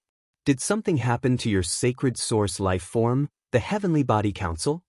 Upon hearing that, Wen Yu immediately activated the celestial council, and a cat's eye stone appeared on her forehead. The cat's eye stone flickered with starlight, making Wen Yu feel as though she was among the stars. Lin Yuan found that Wen Yu's sacred source life form, the celestial council, had been upgraded to star 3. Moreover, there seemed to be an object containing a huge amount of spiritual energy hidden in the celestial council. This object was increasing the celestial council's star class every second. Lin Yuan used Morbius True Data to continue investigating the celestial council. He found that the celestial council's star class had changed. Everything else, including the function description, was the same as before.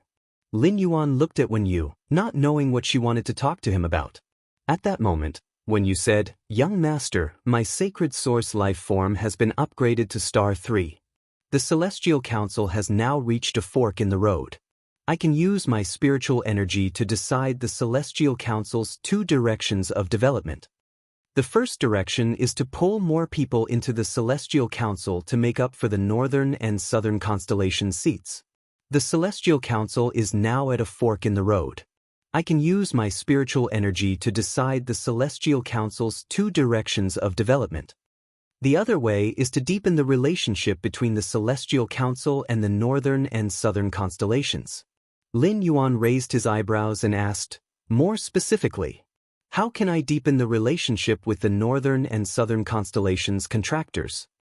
In Lin Yuan's opinion, pulling a large number of people into the celestial council was not necessarily a good thing. Wen Yu's spiritual energy could only maintain the celestial council once every 7 days. It could only be maintained for half an hour. Under such circumstances, if the celestial council suddenly expanded from the original size of 6 people, including Lin Yuan and Wen Yu, to a dozen people, during that half an hour of the celestial council's meeting, the 6 to 7 minutes that a person could get now would become 1 to 2 minutes. Without saying much, just exchanging pleasantries, a minute or 2 would pass. It was difficult to set aside time for Lin Yuan to solve the problem through the celestial council's functional astral throne. Therefore, after hearing Wen Yu mention the celestial council's 2 development routes, Lin Yuan was more inclined to the latter. However, Lin Yuan wanted to know how to deepen it. How to deepen it? The Celestial Council was originally a mutually beneficial organization, so sufficient communication time was very necessary. Compared to suddenly adding so many people to the Celestial Council, Lin Yuan was a little more solid. Upon hearing Lin Yuan's question, Wen Yu explained, if I want to deepen the connection with the contestants of the southern and southern constellation seats, I need to consume a huge amount of spirit power. However, after deepening the connection, not only can we pull the contestants of the northern and southern constellation seats to join the Celestial Council through sleep at a specific time, we can also allow them to communicate with their own celestial bodies and communicate with the Celestial Council. When Lin Yuan heard that, his eyes suddenly lit up. If that was the case, then the Council of Celestial Bodies would be able to contact each other once every 7 days. It became a two-way connection that could be carried out at any time. However, based on his understanding of the Celestial Council's functions and the Star Spirit Throne, the Celestial Assembly was not a big deal. Apart from Wen Yu's mental power, this connection might require other things as well. Before Lin Yuan could continue to ask, Wen Yu had already spoken first. However, this kind of long-distance communication consumes will energy and rule-bending energy. Only under the premise that I pay enough will energy and rule-bending energy can I connect to the contractor of the Star Soul Throne. That would be a great burden. Upon hearing Wen Yu's words, Lin Yuan tilted his head. If it's just willpower and rules, I have plenty of them here. 166 Reading Net.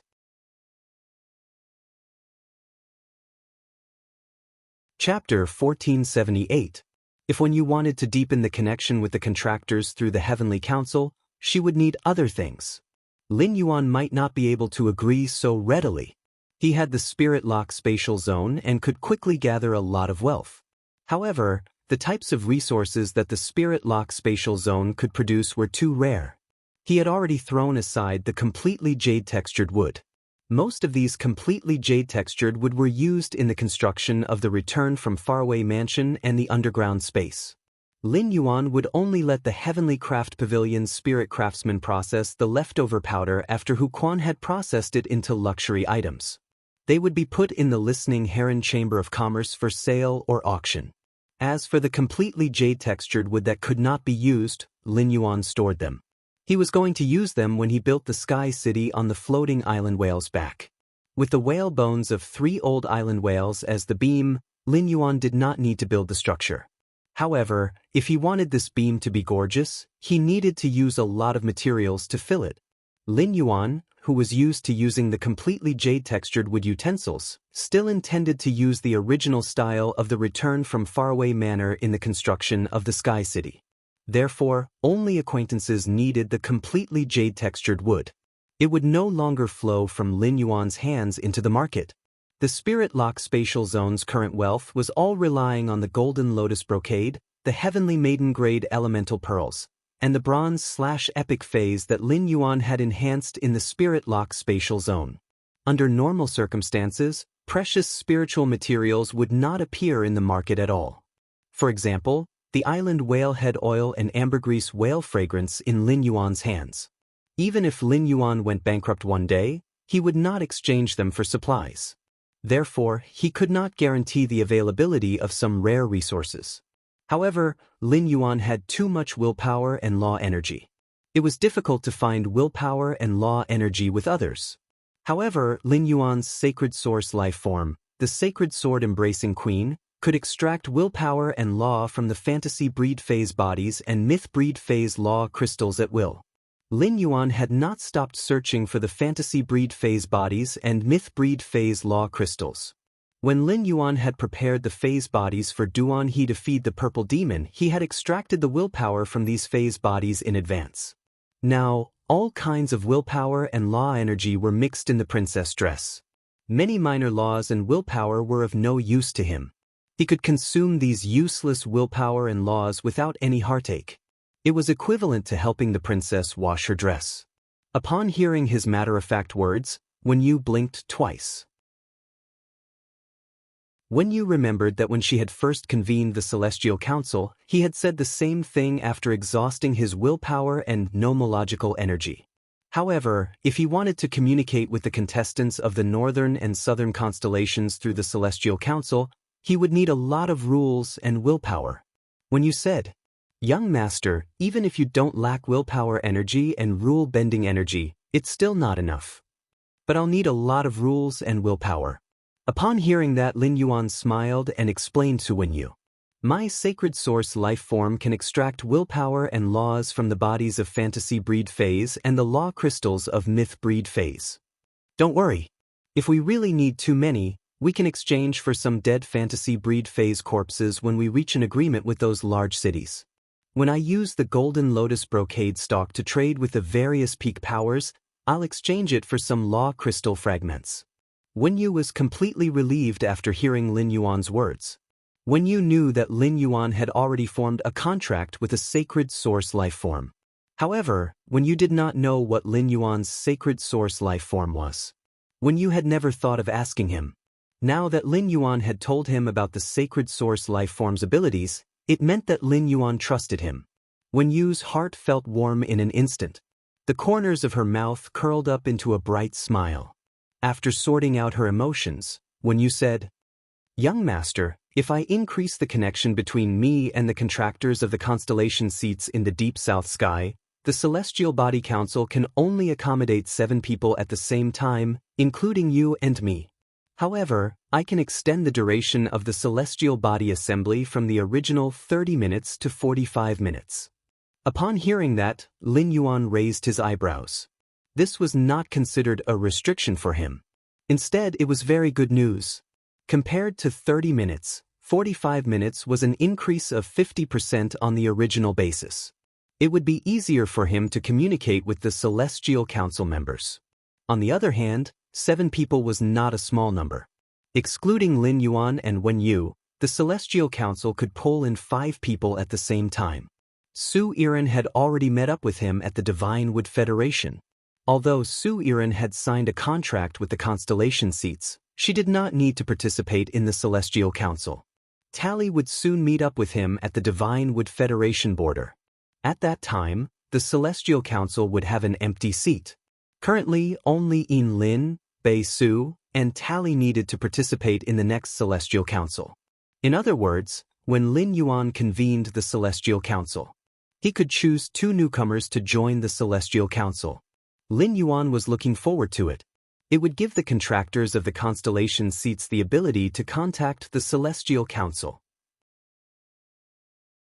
Every time the Celestial Council held, there was no need for everyone to participate. This would not delay Wen Yu from increasing the number of contractors of the constellation seats, and it could also greatly increase the speed of the Celestial Council's star class increase. The Celestial Council had 2 ways to increase its star class. One was to consume spiritual-type spiritual ingredients. The other was to increase its star class by consuming the constellation seat's laws and willpower. To a certain extent, Lin Yuan's sacred source life form, the sacred sword-wielding queen, and Wen Yu's sacred source life form, the Celestial Council, were complementary existences. After finalizing the development direction of the Celestial Council with Lin Yuan, Wen Yu prepared to go to the training room for the ceremony before the Celestial Council. Lin Yuan picked up the phone and called the city guard captains of Cloud Pool City and Yuzhong City respectively. Lin Yuan gave a unified statement to the city guard captains of Cloud Pool City and Yuzhong City. He would use the price of 6 law source crystals to enhance the standard phase of Cloud Pool City and Yuzhong City. He would upgrade the standard phase of Cloud Pool City and Yuzhong City to Bronze/Epic. With Indigo Azure City's city guard captain Feng Dong's guarantee, the city guard captains of Cloud Pool City and Yuzhong City were very forthright. They immediately placed an order for 1,000 standard phase in Sky City.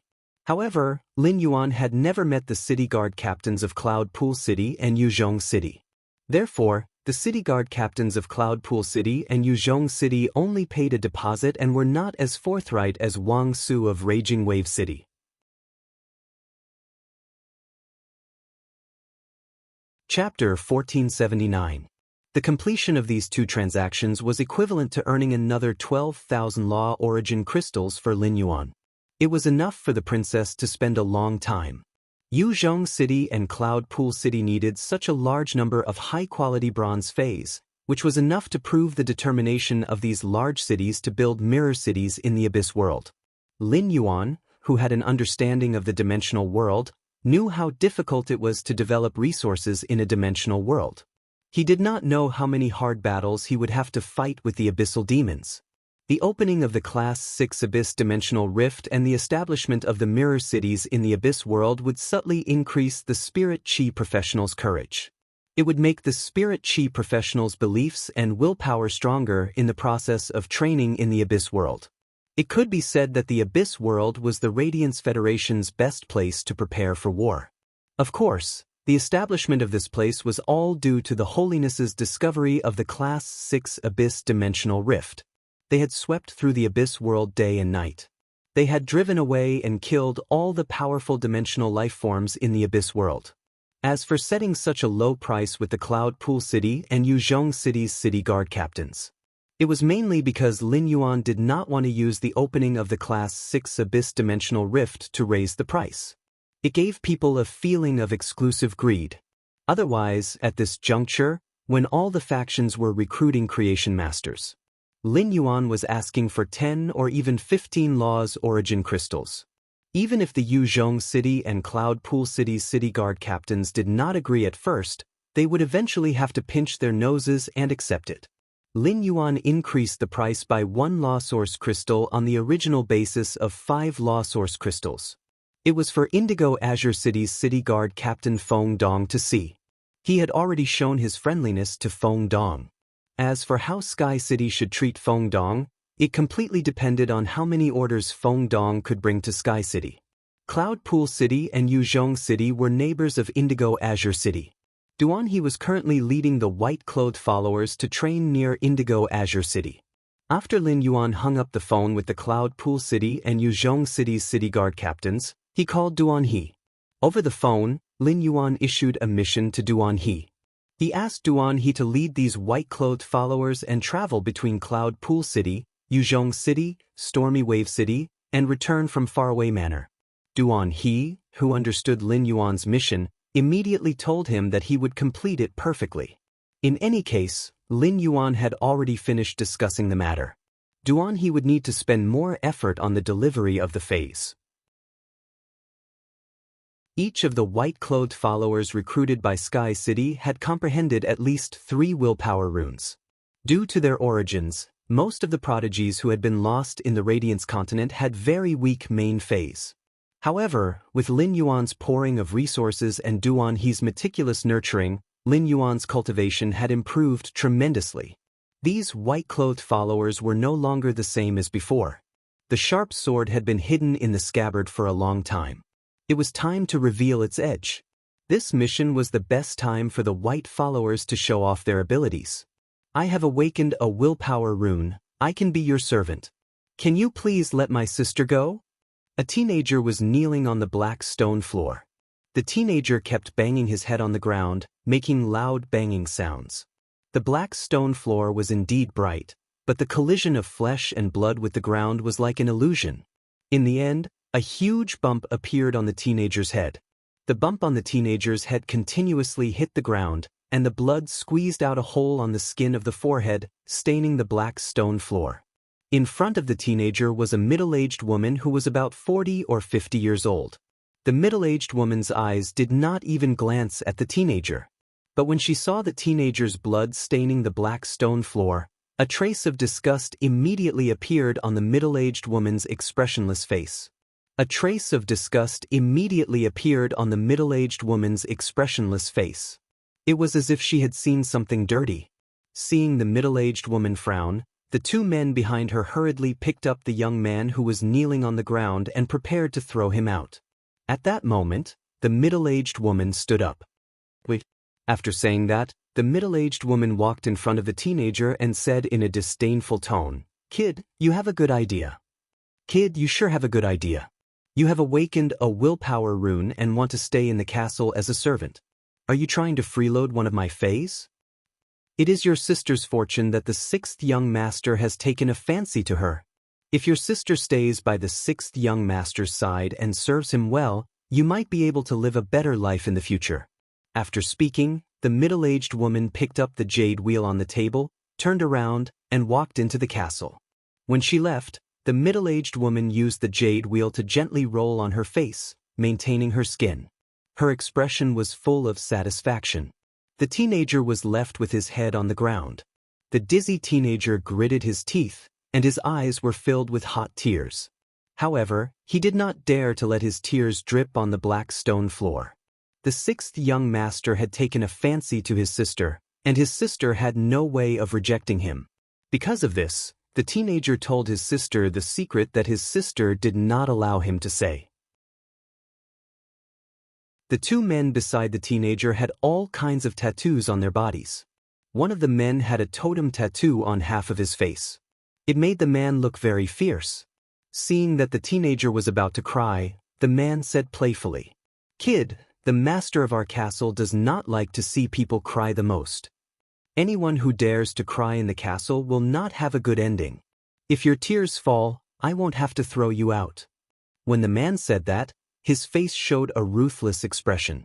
It was as if the teenager was going to kill the moment his tears fell. That was indeed the case. The other man said in an unfriendly tone, "Fourth brother, why are you wasting time with this kid? Throw him out so that we can go back and report. This kid's sister is with the 6th young master, we might have to go back. Send this kid's sister back." When the man said this, he purposely emphasized his voice.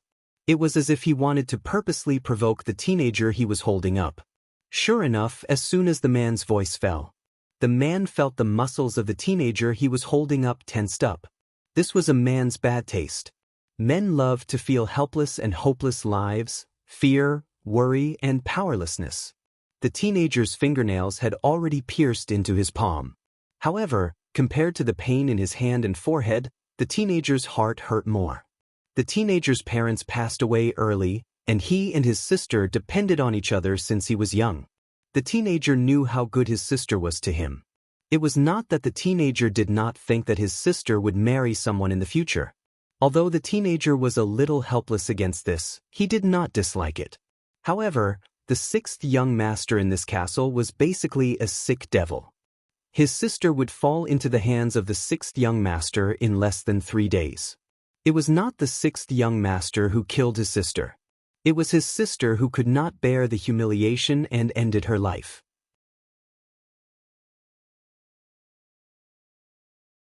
Chapter 1480. Based on the youth's understanding of his sister. Compared to the former, the youth felt that the latter was more likely. At the thought of this, a feeling of despair filled the youth's heart. At this moment, the youth wished that he had enough strength to rush into the castle and take his sister away. He wanted to kill all the bad guys that obstructed him, including the sixth young master. All of a sudden, the youth felt a wave of dizziness. The incessant banging of his head on the ground had given the youth a concussion. Slowly, the youth's consciousness weakened. When the two tattooed men saw that the youth had fainted, they couldn't help but feel bored. When they walked out of the castle, they threw the youth at the castle's entrance as though he was a piece of trash. The youth's shabby and sorry state seemed out of place when compared to this imposing castle. After an unknown period of time, the youth felt a chill around his body and woke up.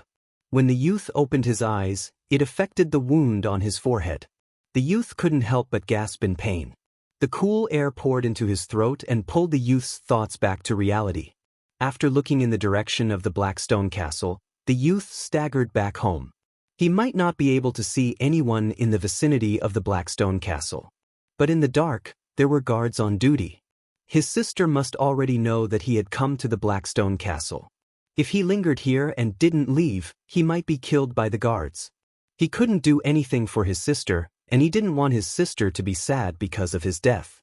At this moment, the youth wished for a miracle to happen. The first tattoo on his body was from his mother, and the second was from his father. After his parents died, his sister helped him tattoo them on his body. Back then, the youth still remembered that he had begged his sister to tattoo them on his parents. This way, the family could be reunited again. The youth clenched his fists tightly, and fresh blood dripped onto the ground from time to time. After walking out of the Blackstone Castle and arriving at the alley, the youth smashed his fist on the wall fiercely. In the Blackstone Castle, there was a Mother Earth, which was considered a mid-class noble in the entire Mother Goddess Federation. Above Mother Earth was Heavenly Mother. Mother Earth was usually held by Class 1 to Class 3 creation masters and experts below Emperor class. Heavenly Mother was held by Class 4 creation masters and experts above Emperor class. There was only one Mother Goddess in the entire Mother Goddess Federation. He was the only Class 5 creation master in the Mother Goddess Federation. The Mother Goddess Federation did not have the concept of Her Majesty. Overlord ranked and above experts were collectively known as the Mother Goddess Guards. They protected the only Mother Goddess in the Mother Goddess Federation. The entire system of nobility was intricately linked.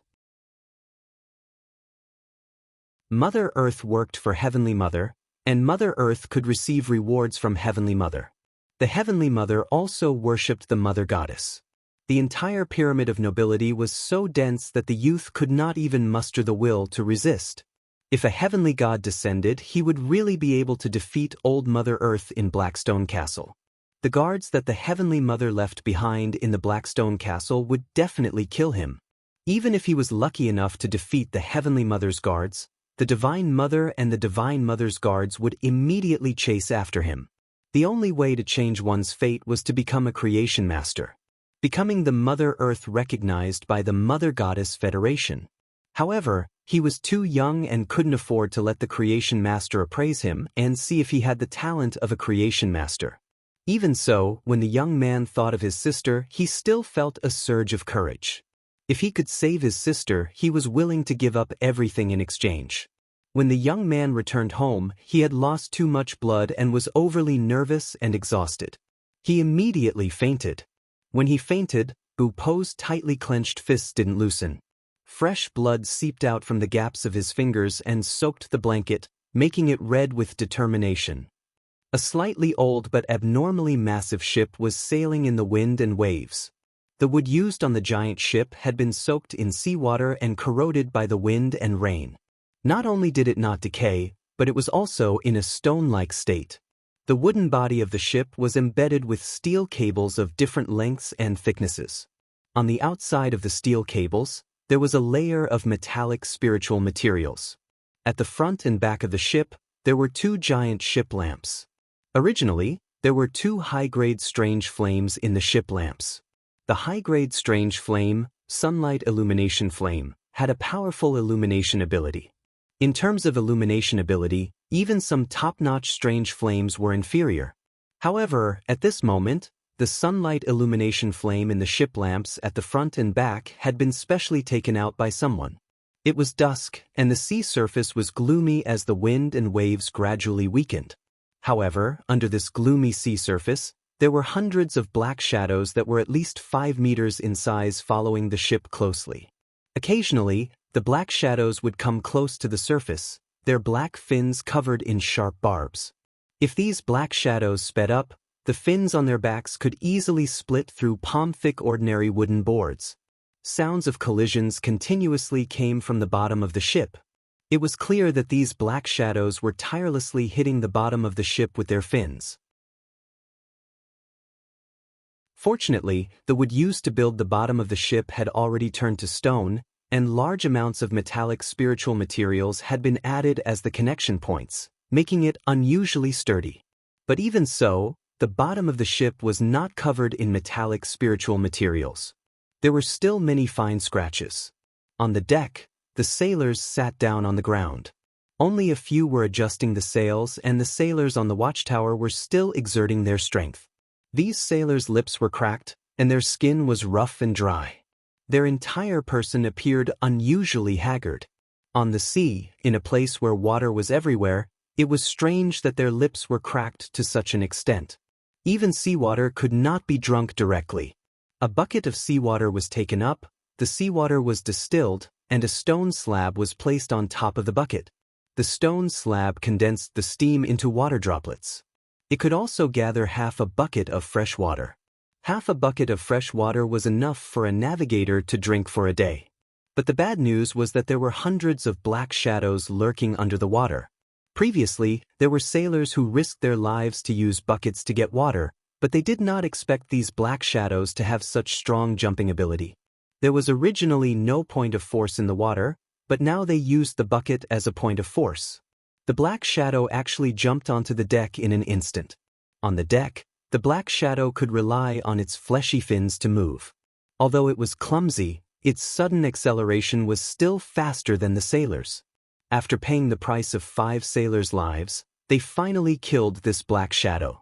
Just by looking at the sailors on the ship, they were not surprised by the black shadows under the ship. It could be seen that these sailors had been besieged by the black shadows for a very long time. But fortunately, the black shadows from before had jumped onto the deck and were killed by the sailors. Otherwise, the sailors would not have any food to fill their stomachs. But the flesh of these black shadows, even if their stomachs were rumbling with hunger, they did not dare to eat. Because the more they ate, the more thirsty they would be. Eating when the body was extremely dehydrated was no different from suicide.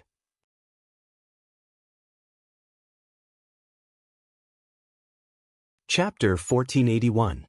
Compared to starvation, lack of water was easier to take a sailor's life. Navigator Warren walked out of the cockpit with a sullen face. Warren's heart tightened as he looked at his brothers who had been with him for many years. The ship could only stay on the sea and drift with the current. These shadows were saw-fin bite sharks, the nightmare of all Storm Federation navigators. In order to be able to sail long distances, the power system would be placed under the hull. However, these saw-fin bite sharks dealt with the Storm Federation's ships all year round. They had learned how to destroy the Storm Federation's ships. These saw-fin bite sharks would chase small turtle species phase in the sea. They would force the small turtle species phase to the power port under the hull and force them into the power port. They would block the power port. Even if the ship had backup power, it would still be unable to sail. If they wanted to sail, they could only get off the ship to clean the power port. Every adult sawtooth bite shark was at the peak of the gold rank. There had to be platinum sawtooth sharks in such a large group of sharks. No one on the ship could survive for more than 10 seconds after entering the water. Once someone entered the water, they would immediately be torn into pieces by the saw-fin bite sharks, leaving only a red flower of blood. Suddenly, a sailor fell headlong from the watchtower and landed on the deck. The watchtower was 10 meters tall, and the sailor who fell unconsciously was dead as soon as he touched the ground. Seeing the sailor who fell from the watchtower, the other sailors and Warren immediately ran over. After confirming that the sailor was dead, many sailors were in a state of extreme lack of water. 2 drops of tears rolled down their rough faces. Warren knew that the sailor had fallen from the watchtower because he had just fainted from thirst. If his brothers and himself were to be trapped here, they would definitely die. They would all be wiped out in less than 2 days. His Warren, which was named after him, would also become a ghost ship on the sea. Warren was no longer a young man but a middle-aged man in his 30s. However, Warren still had the drive of a young navigator in his heart. In the dangerous sea, he relied on the Storm Federation's unique shipbuilding technology to go out to sea with a few men to search for supplies. Occasionally, he could make a small profit. When he was young, Warren was a person who often talked about his dreams. Even though he was middle-aged, he was still working hard on the path of a navigator. But compared to his dreams, Warren hoped that he and his old buddies could survive. Thinking of this, Warren returned to the bottom of the cabin and took out the only barrel of wine left by his master, the old navigator. Although the strong liquor wasn't enough to quench their thirst, drinking it would still make the brothers feel better. Facing the withering lives, Warren felt that the things that he valued in the past were all gone. None of that mattered now. Only by living on could he and his old buddies pursue their dreams. Warren's sailors were all drunkards. Whenever he saw alcohol, it was as if he didn't care about his life. Every time he returned to the port, the first thing he did was to go to the bar to pass the time. However, when Warren took out the jar of wine, the sailors all refused, indicating that they could still bear it. Warren took out the jar of wine because he felt that his brothers' lives were more important than his own. But now, because his brothers knew that he treasured this jar of wine very much, they were not willing to drink it. The sour feeling in Warren's heart rumbled. Warren couldn't hold it in any longer. He forcefully pulled the cork off the barrel. As the cork left the barrel, the aroma of wine immediately wafted out. Warren said to the youngest sailor, "Little monkey, go and bring the bowls." Hearing Warren's words, the sailor called Little Monkey immediately ran to get the bowls. Warren keenly noticed that Little Monkey's wrist was tied with a piece of black cloth. Warren suddenly thought of the saw-toothed shark meat that Little Monkey had given him yesterday. Why were they all soaked in the water? Little Monkey was usually too naughty and always had conflicts with the old sailors on the deck. Warren always said that Little Monkey was immature. But now, it seemed that although Little Monkey was immature, he was much more humane than the ground. Little Monkey brought over a stack of bowls. As Warren poured the bowls, he found that one was missing. Just when Warren was about to ask Little Monkey waved his hand. "Brother Warren, I'm on duty tonight. I have to stand on the watchtower. I won't drink." Hearing this, Warren directly hugged Little Monkey. Without saying anything, he poured 2 bowls of wine into Little Monkey's mouth. "You don't have to stand on the watchtower tonight. I'll do it." When the little monkey heard this, it smacked its lips as if it was tasting the wine in its mouth for the last time. He said, "Brother Turbo, you can't do that." Turbo waved his hand and said, "Since I can't sail the ship, there's nothing for me to do as a navigator. Tonight, all of you go to the bottom of the cabin and have a good sleep. I'll go stand on the watchtower." "That's settled." After that, Warren picked up the bowl and drank a big bowl of wine. Warren was very strict with his sailors and did not allow them to drink while on duty. But now, looking at Little Monkey and his old buddies, Warren felt that if he didn't drink a bowl of wine, he wouldn't be able to suppress the despair and sorrow in his heart. At night, Warren leaned on the observation tower's railing and summoned his fae, Binding Sea Fern. He ordered the Binding Sea Fern to reinforce the watchtower. No matter how hard such an adult tried, he wouldn't be able to climb down the watchtower. Warren, who was leaning against the fence, looked at the moon in the sky and sighed. Warren, who loved sunny days in the past, hoped that the dark clouds would cover the sky and it would rain heavily at this time. After waiting until midnight, when the sky was about to break, Warren, who was always determined, couldn't take it anymore. He fainted uncontrollably. Before he fainted, a thought popped up in Warren's mind.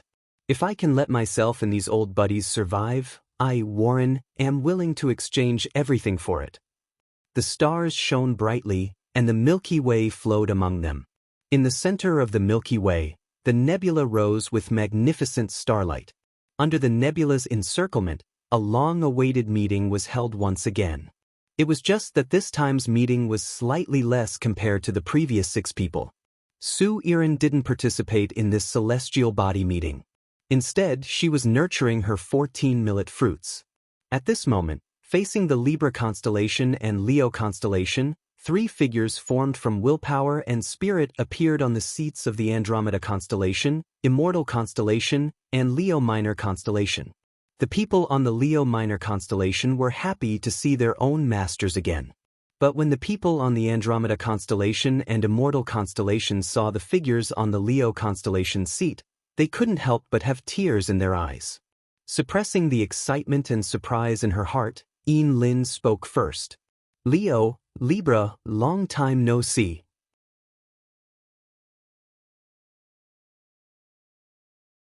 Chapter 1482. After saying, Lion, Libra, it's been a long time. Wang Lin did not know what kind of feelings she was filled with at this moment. This was because these feelings were simply too complicated. Rejoicing, relief, the joy of regaining what was lost, or relief after thinking hard for a long time. In short, she once again saw that man with the myriad Daoist willpower and laws entwined around him. That man was still here. Upon hearing Wang Lin's words, Lin Yuan spoke to her apologetically.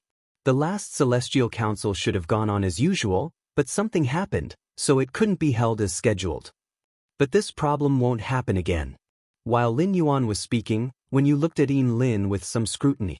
As a woman, Wen Yu's senses were very sharp. Wen Yu could feel from Wang Lin's words to Lin Yuan that she had a special feeling for him. This feeling was much hotter than friendship. This feeling was as turbulent as the mother of bloodbath's suppressed feelings for Lin Yuan. Wen Yu quietly glanced at Lin Yuan and sighed. The youth beside her was simply too outstanding. But to be honest, Wang Lin's identity was quite compatible with Lin Yuan's. Fortunately, there was no such thing as a marriage alliance between Hui Yao and Lin Yuan. The Moon Empress would not allow others to force Lin Yuan to marry without his consent. Otherwise, after Wang Lin learned of Lin Yuan's identity in reality, she would reveal her identity and make their relationship clear. It was very likely that she would really become Lin Yuan's. Wang Lin did not know what was going on in Wen Yu's mind. If Wang Lin really knew Wen Yu's thoughts, she would immediately be at a loss whether to laugh or cry. However, after that Wang Lin would reflect on it. Reflect on what kind of gratitude she had for Lin Yuan? Or was it a kind of hazy affection? Just as Lin Yuan was about to continue speaking, a figure condensed from willpower and laws suddenly appeared in front of him and hugged him. This person was Bei Su. Bei Su's behavior made Wen Yu, who was sitting on the Libra seat, unable to react at all. Wen Yu's brows furrowed immediately. Everyone in the Celestial Council was in the form of willpower and souls. Only Lin Yuan and Wen Yu, who sat on the 12 golden thrones, could judge the souls in the Celestial Council. No matter what Bei Su did, he could not hurt Lin Yuan. However, in Wen Yu's eyes, Bei Su's actions were a little too overbearing. Lin Yuan was also stunned by Bei Su's hug. Immediately after, a smile appeared on his face. Lin Yuan's body, which was composed of thousands of laws and willpower, gently opened his arms and hugged Bei Su. It was a response to Bei Su's long-awaited reunion. Lin Yuan gently patted Bei Su's back. After Bei Su's emotions stabilized, Lin Yuan released Bei Su's embrace. Bei Su was too surprised and excited just now. Bei Su, who had now recovered, couldn't help but blush at the thought of his previous actions. Bei Su used to be a lowly cursed stoneworm that mined in the underground world. It was Lin Yuan who had helped Bei Su get rid of the cursed stoneworm's identity. It gave Bei Su a new life. Lin Yuan had prepared all kinds of Fey enhancement potions and knowledge for himself, regardless of whether they were big or small. It could be said that Bei Su, who was originally alone, had already regarded Lin Yuan as his most cherished person. Bei Su scratched his head in embarrassment, just like a little kid. He returned to his seat at Immortal Constellation Mountain. Seeing Bei Su return to his seat, Trey couldn't help but curl his lips. I haven't hugged Master yet. Why did Immortal Constellation hug Master first? Trey had the temperament of a young man. Just as he was about to go forward and hug Lin Yuan said very seriously, "The South Corona will not participate in the Celestial Council this time." Lin Yuan's words stunned Lin, Bei Su, and Trey. The three of them clearly remembered that the South Corona had signed a contract with the seat at the previous Celestial Council. Why didn't he appear at the Celestial Council this time? Could it be that the South Corona had offended the lion and scale and was chased out by them? Or had something happened to the South Corona in these 14 days? Just as the three of them were letting their imaginations run wild, they heard Lin Yuan explain. I have already met the South Corona in the real world. I have some matters to discuss with the South Corona in the real world. Therefore, the South Corona will not participate in most of the Celestial Council in the future. Upon hearing Lin Yuan's words, Lin, Bei Su, and Trey revealed a look of understanding. Then the three of them became envious. This was because Lin, Bei Su, and Trey also wanted to meet Lin Yuan in the real world. What would a lion look like in reality? He recalled that Lin Yuan had told him to go to the Listening Heron Chamber of Commerce to exchange the strange water for heavenly maiden-grade elemental pearls after arriving in the Radiance Federation. Linet. Lion, I will reach the Radiance Federation in less than a month. Did I see you when I went to the Listening Heron Chamber of Commerce to exchange for resources? The moment she asked this question, Lin's tone was filled with anticipation.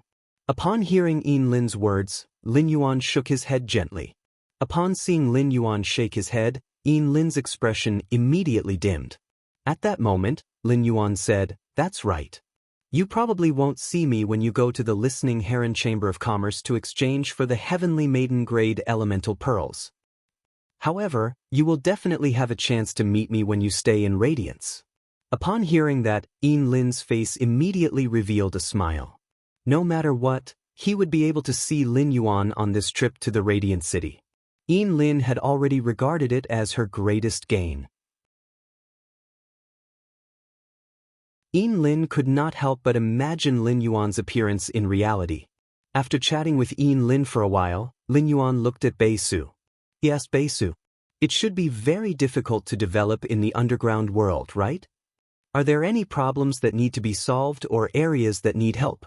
Upon hearing that, Bei Su hurriedly replied, "Lion.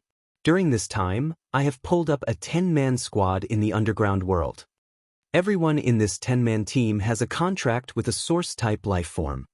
Recently, I have been leading this squad to clear dimensional rifts below Class 2. On one hand, it can train their combat strength, and on the other hand, they can obtain more resources." At that point, Bei Su suddenly thought of something.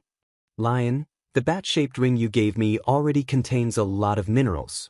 I don't know how many times better these minerals are than the ones I dug before. Lion, how can I send these minerals to you?"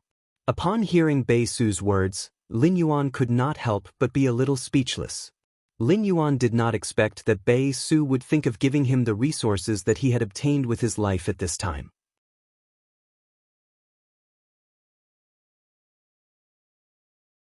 Chapter 1483. He had no way of obtaining these resources previously. Now that the Celestial Body Assembly had reached Class 3, Lin Yuan had an idea. He just wanted to use the Celestial Council's Celestial Soul Chair to exchange things with Bei Su. It consumed more law energy than what he had used to teleport Bei Su's items. Lin Yuan did not need the minerals produced from the Class 1 and Class 2 underground dimensional rifts at all. When looking at Bei Su's hopeful eyes, Lin Yuan said, "Don't worry. You can think of a way to forge the ores you've collected into simple equipment that you can wear. Even if your subordinates contract source-type items, it should be difficult for them to defeat an ordinary Class 1 underground creature, right?" To put it nicely, Lin Yuan felt that Bei Su was training his companions. To put it bluntly, Bei Su had to protect these people at all times. Bei Su's team didn't have any creation masters. There was no way to improve the strength of his subordinates' source-type items through the spirit materials they discovered. However, he could deliver supplies to Bei Su once or twice. If Lin Yuan were to take care of Bei Su's phase expenses, Bei Su's subordinates wouldn't be able to afford it.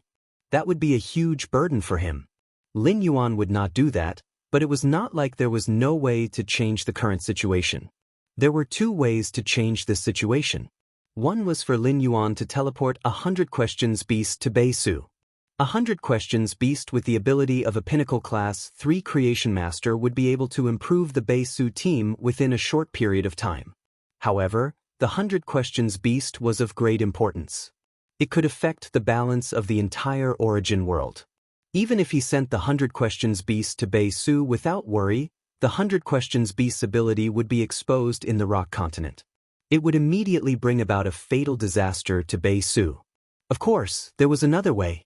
Lin Yuan had asked Genius to transmit the Creation Master's knowledge to Bei Su through the end of the connection. In the Celestial Body Council, everyone's body was made up of their soul and will. Lin Yuan couldn't see if Bei Su had Creation Master talent just by looking at the body formed by the soul and willpower. Once Bei Su grasped the knowledge of a Creation Master, he would see if he could concoct the spirit fluid. If he could, it would prove that Bei Su had the talent of a Creation Master. Bei Su would be completely self-sufficient in the future. However, if not, Lin Yuan would have a headache. Upon hearing that, Bei Su could not help but feel a little ashamed. None of his teammates could fight. While cleaning up the underground dimensional rift, Bei Su spent most of his energy on taking care of his subordinates' safety. However, these subordinates greatly affected the speed at which Bei Su collected resources. But Bei Su couldn't just leave these subordinates alone.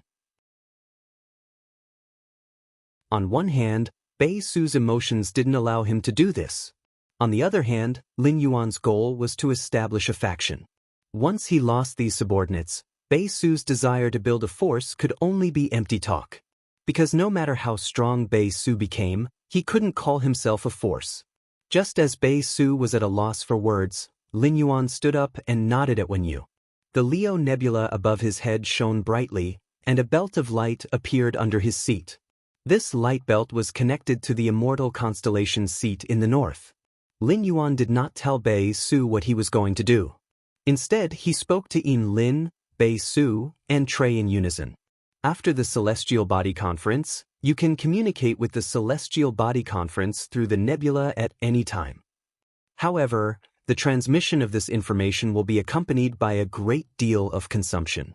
If it's not something important, try not to send a message to the Celestial Body Conference. Lin Yuan's words delighted Bei Su, Lin, and Trey. Previously, the three of them could only enter the Celestial Body Conference through deep sleep. This caused the three of them to feel a sense of insecurity. They were afraid that the Celestial Body Conference would no longer be open. Waiting was the most unbearable. But now, they had the ability to communicate with the Celestial Body Conference. Even if they didn't use this ability, it could make people feel especially at ease. Through the Star Spirit Chair and Genius's exclusive skill, the Interconnection Tail, he transmitted the knowledge to Bei Su. It would only be transmitted to Bei Su's mind after the Celestial Body Conference was over. Lin Yuan didn't need to say much, and Bei Su would naturally know what to do. Such a large amount of knowledge was transmitted to Bei Su through Genius's exclusive skill, the Interconnection Tail, and it took Lin Yuan a lot of willpower. These willpower were all fragmented willpower absorbed from the incomplete fantasy breed phase corpses. It was these willpower that gave the princess dress many messy scenes and textures. After getting rid of these wills, The princess's skirt would become much more beautiful than before. After dealing with Bei Su's matter, Lin Yuan asked Trey, who was at the side. Do you know the Nanmu city on the border of the Divine Wood Federation that is closest to the Iron Hammer Federation? Trey nodded and said, Master, I've definitely heard of Nanmu city. However, if the border collapses and we reach the territory of the Divine Wood Federation, our Iron Hoof tribe might be killed before we can even reach Nanmu city. We can only go as far as the border, where the Depreme caravan sells their goods. Upon hearing that, Lin Yuan replied, As long as you know the exact location of Nanmu city. When you reach the border of the Divine Wood Federation, don't bring everyone from the Iron Hoof tribe to Nanmu city.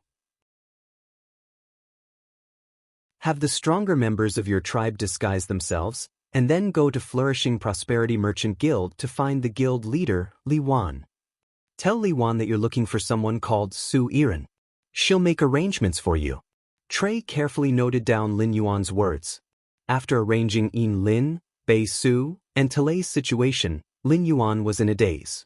He was ready to let Wen Yu start selecting the new members of the Celestial Council. Lin Yuan said to Yin Lin and the others, Next, there will be 2 new members in the Celestial Council. In the future, if you have something important to do and are particularly busy, you don't have to attend the Celestial Council every 7 days. After deepening the connection between the Celestial Council and you, every time the Celestial Council opens, the astrology will communicate with you. As long as you respond to the astrology, you don't need to sleep to enter the Celestial Council. After saying that, Lin Yuan nodded at Wen Yu. Wen Yu immediately activated the Celestial Council. When Wen Yu activated the Celestial Council, the astrology hidden during the day automatically moved rhythmically. Immediately after, a figure with a willpower rune wrapped around its body appeared in the Celestial Council. The figure that suddenly appeared in the Celestial Council looked at the 2 figures sitting on the golden thrones under the resplendent nebula. He felt as if he was looking at a god.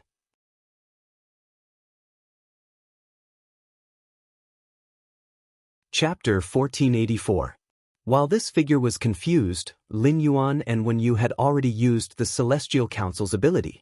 He began to investigate this figure's background and experiences. At a glance, Lin Yuan and Wen Yu frowned at the same time, and their faces suddenly darkened. After checking this figure's background, Lin Yuan and Wen Yu decided to let this figure stay in the Celestial Council. He became the 5th contractor of the Southern Sky Constellation throne. Ever since Lin Yuan had become a spirit chi professional, he had helped many people. Every one of these people had some misfortune in one way or another. Due to the Insect Queen's injury, Lu Jie had gone from a Radiance 100 sequence member to an ordinary person who could not even use phase. Because Wen Yu had helped her companions, her talent had been damaged and she had been ostracized by her companions. As for Qin Luan and Qin Yu, because of the awakening of their beast marks, their bodies were unable to touch sunlight. However, compared to Qin Luan, Qin Yu, Wen Yu, and Lu Jie, this figure was much more unfortunate. Or rather, using the word unfortunate to describe this figure's experience was somewhat inaccurate. The experience of this figure could only be described as pitiful. According to this figure's memories and experiences, Lin Yuan knew that this figure was just a teenager who had accidentally awakened a willpower rune. Ever since he was born, his fate had been full of misfortune, and he had never been able to get what he wanted. All kinds of hardships, big and small, were piled on Bu Po's body. Bu Po and his sister, who depended on each other for survival, simply could not breathe. The fact that his sister was kidnapped and forced to get married was the last straw that broke the camel's back. But the root of all this couldn't be said to be the youth's misfortune. Instead, it was because this young man was in an extremely deformed federation, the Mother Goddess Federation. He already had a certain understanding of the Mother Goddess Federation. The Agro Pattern Main Road was in the southwest of the Radiance continent, and it was the closest continent to the Radiance continent. Apart from the Terra Pattern continent, there was another continent that was very close to the Radiance continent. This continent was called the Fearful Sand continent. There were 2 great federations on the Frost Sand continent. One of them was the Mother Goddess Federation where Bu Po was. On the Frost Sand continent, The Mother Goddess Federation and the Sand Continent Federation were neighbors. Each of the two major federations had a Class 5 Creation Master. However, as compared to the number of Class 4 Creation Masters, the Sand Province Federation had nearly 3 times more than the Mother Goddess Federation.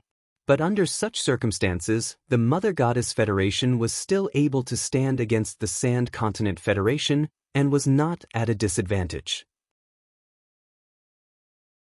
It was because of the Mother Goddess Federation's special system of governance. The ruling system of the Mother Goddess Federation was only divided into 3 ranks: Mother Earth, Mother Heaven, and Mother Goddess. Mother Goddess was the only one in the Federation, and Heavenly Mother controlled Mother Earth. Mother Earth had absolute authority among ordinary people. As long as Mother Earth followed the rules, she could decide the life and death of ordinary people. Bu Po's sister was fancied by a son of Mother Earth, and if this son of Mother Earth directly did something to Bu Po's sister, it would be against the rules. But if Mother Earth's youngest son married Bu Po's elder sister, Bu Po would be the one to die. Whatever Bu Po's youngest son did would belong to Mother Earth's family affairs. Such rigid rules were simple and crude, and there was no logic to speak of at all. Even the only Divine Mother in the Divine Wood Federation had to be restricted by the Divine Mother Guards in certain matters. For example, the Mother Goddess could not marry for her entire life. At the same time, the Mother Goddess had to accept disciples in her prime. He would also pass down his Class 5 Creation Master Path to his disciple. This way, the Mother Goddess Federation's Class 5 Creation Masters could be passed down from generation to generation, repeating the cycle. When mentioning the Mother Goddess Federation, Lin Yuan could clearly feel that his master, the Moon Empress, was unwilling to talk more. Lin Yuan could see that his master hated the Mother Goddess Federation from the bottom of her heart. At that time, Lin Yuan didn't know why his master had such a great hostility toward the Mother Goddess Federation. Moreover, there was some disdain in it. Now that Lin Yuan understood the true situation of the Mother Goddess Federation, he had the same feeling. Lin Yuan's previous impression of the Mother Goddess Federation was that the people loved tattoos. From birth to death, a person would often be covered in tattoos. However, based on Bu Po's experience, Lin Yuan had a more intuitive understanding of the Mother Goddess Federation. At that moment, Lin Yuan heard Bu Po murmur, "Am I dreaming? Or am I already dead?" Bu Po was obviously worried when she said that she was already dead. According to his perception, Lin Yuan understood that Bu Po was afraid that her sister would miss him and be sad for him after knowing. Looking at Bu Po's confused look, Lin Yuan asked, "You're not dead. Welcome to the Celestial Body Council. Do you remember the wish you made before you fell asleep?" Upon hearing that, Bu Po stared at the 2 figures sitting on the golden thrones in disbelief. Of course, Bu Po remembered what she was thinking before she fell asleep. Even after falling unconscious, Bu Po was still thinking about how to save her sister. Bu Po didn't even have the time to exclaim that there really were immortals in this world. "Dear immortals, if you can save my sister, I will do anything for you. I beg you, please save my sister." Before his voice faded, Bu Po's body, which was transformed from her soul and will, had already knelt on the ground devoutly. His eyes were filled with hope. In the Mother Goddess Federation, dignity was the most important thing, because only some people take dignity as a breath to support their spine. Only then would they have the courage to continue living under the layers of pressure. But now, Bu Po's actions had thrown away her dignity and bottom line. This meant that Bu Po valued her sister's feelings 10,000 times more than her own dignity. Bu Po's request could be considered as a response to the Celestial Council's oath. However, if Lin Yuan wanted to help Bu Po save her sister, he had to think carefully about how to do it. The best way was to make Bu Po become an Earth Mother. However, Bu Po didn't have either of the 2 conditions to become an Earth Mother. Bu Po was now only a D-rank spirit chi professional who had awakened a willpower rune by chance, but she had never contracted a Fey. Therefore, it was simply impossible for Bu Po to become a king-class expert, even if Lin Yuan could prepare a bronze/epic Fey for Bu Po. At the same time, he also sent over the diamond spirit fluid of this bronze/epic Fey. Given Bu Po's spirit chi professional rank, she couldn't contract it. Therefore, if he wanted to help Bu Po get out of this predicament, he could only try the second way. This second way was like Lin Yuan betting on whether Bei Su had the talent to become a creation master. He was betting on whether Bu Po had the talent to become a creation master. However, if Bei Su lost the gamble, it would be as simple as not being able to enhance his subordinate's source-type life forms. If Bu Po lost the gamble, she would lose her sister because of this.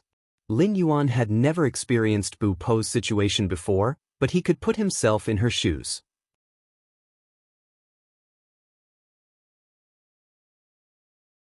Chapter 1485.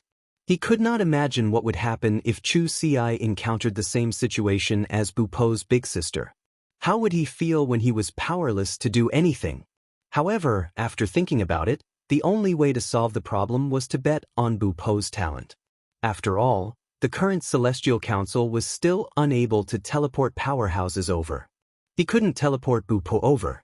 However, if Bu Po really had the talent of a creation master, she would become a Class 3 creation master in a short time with Lin Yuan's help. Bu Po was only 15 years old now.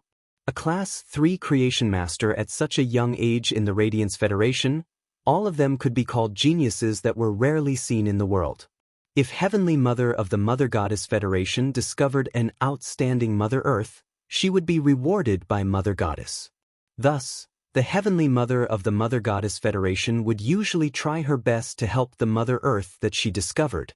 After Bu Po's innate talent was discovered by the Heavenly Mother, in order to receive a reward, Bu Po's innate talent was discovered by the Heavenly Mother. She would definitely report Bu Po's situation to the Divine Mother. It was rumored that the Mother Goddess of the Mother Goddess Federation had already accepted 4 disciples. Presumably, the Mother Goddess of the Mother Goddess Federation wouldn't mind accepting another talented disciple like Bu Po, right? At that thought, Lin Yuan said to Wen Yu, Tian Cheng, it was Lyra Constellation that brought Bu Po into the Celestial Body Council. Let Bu Po sign a contract with Lyra Constellation. Wen Yu said to Bu Po upon hearing this, Lion allows you to join the Celestial Council. Place your hand on the back of the Lyra seat beside you. Use your soul to sign a contract with this Lyra throne. Bu Po hurriedly stood up when she heard this. He clumsily placed his palm on the back of the Lyra seat. Bu Po knew that the reason why he said that was because he had agreed to her request. His sister could finally be saved. Even though Zhang Xian did not know how the other party would help him, he was confident that the other party would be able to lure him here. This meant that the other party was definitely very powerful. In any case, none of the Mother Earths that Bu Po had seen before had such an ability. The moment Bu Po placed her palm on the back of the Lyra seat, among the thousands of nebulae above his head, the Lyra nebula shone brightly. Lyra Constellation's radiance landed on Bu Po's body, causing Bu Po's entire body to become resplendent. At the same time, the astral soul chair of the Celestial Council connected to Bu Po. Lin Yuan used Genius exclusive skill, Interconnection Tail, to transfer a massive amount of creation master knowledge to Bu Po. After transmitting the knowledge, Lin Yuan said to Bu Po, Now, I will send you away from the Celestial Council. You already have the ability to communicate with the Celestial Council. After you leave, use your family's current savings to buy spirit materials according to the things that have appeared in your mind. If you can concoct these spirit materials into a spirit liquid, you'll know what to do next. If you can't do anything with the spiritual materials you bought, contact me through the Celestial Council. As soon as he said that, Wen Yu sent Bu Po away from the Celestial Council. After Bu Po left the Celestial Body Council, she slowly woke up. Before Bu Po could determine whether what she had just experienced was real or just a dream, a voice suddenly rang out. An explosion of information appeared in Bu Po's mind. Bu Po spent almost a day in dizziness before she recovered from it. Bu Po's stomach was rumbling with hunger, and she was in no mood to eat. Bu Po's heart was filled with gratitude and excitement. Bu Po knew that she had met a benefactor. Right now, Bu Po felt that as long as she obtained the spiritual ingredients, she would be able to produce the spirit fluid that only creation masters could concoct. With excitement and apprehension, Bupa carefully took half of her and her sister's savings from under the bed. Bupa planned to use this money to buy some scarlet fruits. With the scarlet fruits, fish lantern grass, and 7 or 8 supplementary spiritual materials, she could concoct a spirit liquid called the scarlet elixir. The scarlet elixir was for animal species phase to drink and could enhance their physical strength. Of course, spirit chi professionals could also drink the scarlet elixir. The scarlet elixir could quickly replenish a spirit chi professional's physical strength. Bupa planned to concoct a bottle of scarlet elixir. If she succeeded, Bupa could directly report to the Creation Master Alliance. She could find Heavenly Mother in the Creation Master Alliance and apply for the identity of Mother Earth. If she could not, Bupa would quickly contact the person who had made a promise to her in the stars. After all, her sister did not have much time left. The Divine Wood Federation's wedding process was a total of 4 days. The 3rd day was to meet each other's parents. Her parents were already dead, so she wanted to save her sister. Bupa could only use it for 1 day. After buying the spiritual materials, Bupa did not return home. She simply rented the most ordinary room in the Creation Master Alliance. Bupa tried to concoct the scarlet elixir according to the knowledge in her mind. Although she had the knowledge, Bupa's movements were very rusty. However, 20 minutes later, a crystal bottle of dark red spirit liquid appeared in Bupa's hand. After Bupa tried to drink the bottle of dark red elixir, Bupa's tears flowed out. These tears were not sad, but tears of joy. Bupa knew that she was now qualified to become the Mother Earth of the Goddess Federation. This way, she could be on equal footing with the 6th young master's father who had snatched her sister away. Bupa could finally rescue her sister. From now on, Bupa decided that she would protect her sister while repaying the 2 figures who had redeemed her in the stars. However, Bupa did not know that she was about to become famous in the Goddess Federation. She would become the youngest Class 3 Creation Master on the Cold Sand continent. She would even be accepted as a disciple by the goddess who only existed in legends. Because of the grand meeting in the stars, a change in the Cold Sand continent had quietly begun. After sending Bupa back, she continued to use the astrology. She searched for other people who were willing to exchange everything for a wish. However, this choice made Lin Yuan and Wen Yu rather awkward. Many of these people were not in a difficult situation, and what they wanted was not what they needed. Most of them wanted money that they could not spend in their lifetime and a high position. They even wanted women that they could not get. Even if Lin Yuan could help them fulfill these wishes, he could not do it. Otherwise, if he helped these people fulfill their wishes, Lin Yuan would become a heinous bully. Moreover, the Celestial Council did not need such people. At that moment, a figure with 2 wills appeared in the Celestial Council. After this figure appeared, he was only stunned for a moment before he checked the surrounding situation. This meant that this person had seen the world. Otherwise, it would have been impossible for him to cultivate such a calm demeanor.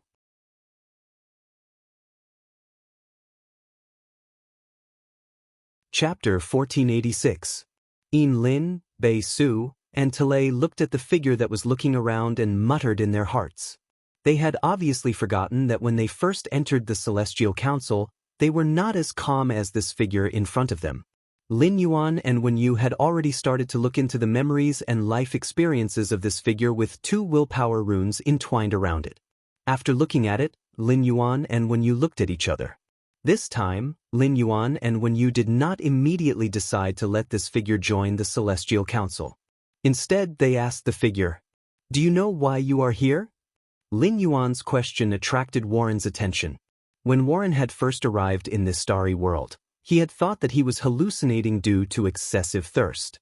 But soon, Warren realized that things were not as simple as he thought. This was because Warren could clearly feel the power of laws and willpower from the 2 figures sitting on the golden thrones. The power of laws and willpower was not something that could be dreamed of. If a person dreamed of laws and willpower, they would be able to dream of the power of laws and willpower. Then, the awakening of willpower runes would not be a problem that troubled all spirit chi professionals. In addition, Warren could keenly feel the 3 people sitting on the golden thrones not far away from him. They were looking at him with inquisitive and curious eyes. This meant that he had mistakenly entered a strange world. After hearing Lin Yuan's question, Warren could not help but ponder. Warren really did not know why he was here. Warren also wanted to know the reason why he could come here. Warren thought about his words and said with some restraint, "My lord, I am just a small navigator. My lord, I'm just a lowly navigator. I don't know why I'm here. Please tell me." Lin Yuan was not surprised at all when he heard that. According to Warren's memories and life experiences, Lin Yuan understood what kind of person Warren was. It was difficult for a person who had fainted due to extreme thirst to remember the last thought when he was awake. Lin Yuan had to give him some pointers. "You were able to come here because you used your entire being to make a wish. And I can fulfill your wish." Lin Yuan's words made Warren's heart skip a beat. After Warren carefully recalled, he immediately knew what was going on. Then he was pleasantly surprised. In that case, he and his brothers could be saved. At that moment, Warren heard Lin Yuan continue to speak. "But before that, you need to let me know what you can do for me." Back then, when the Heavenly Body Council took in Bei Su, In Lin, Tali, and Bu Po, Lin Yuan had directly absorbed them into the Celestial Council and had not asked questions like, "What can you do for me?" However, he was relatively harsh when facing Warren and Su Iren. This was because the Zui and Warren were very purposeful people. All Su Iren could think about was surviving and reclaiming the Dark Continent. Warren, on the other hand, was thinking about how to have better adventures and become a better navigator. Warren had ideals, but Warren's current ideals conflicted with the goals of the Celestial Council. What the Celestial Council needed was a leader and decision-maker who could build a force in the new continent and expand the territory of the Sky City.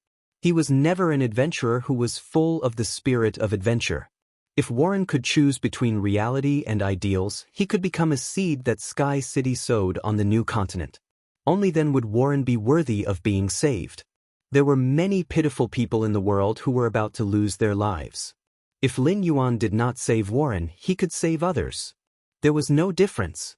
When Warren heard Lin Yuan's question, he immediately calmed down and carefully pondered over Lin Yuan's words.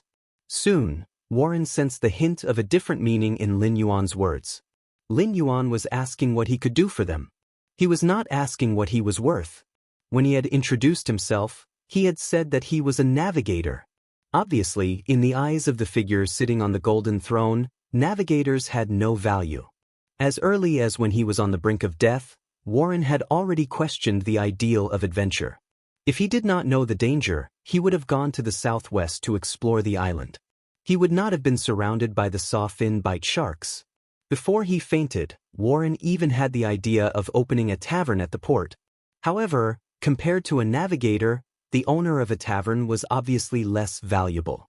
After thinking about it, Warren thought of a way to show his value. "My lord, I have been adventuring in the sea since I was young. Although I did not have much experience in adventuring, as a veteran navigator, I have accumulated a lot of connections. If my lord needs, and your location is close to the Storm Federation, I can gather a sailing team to help you.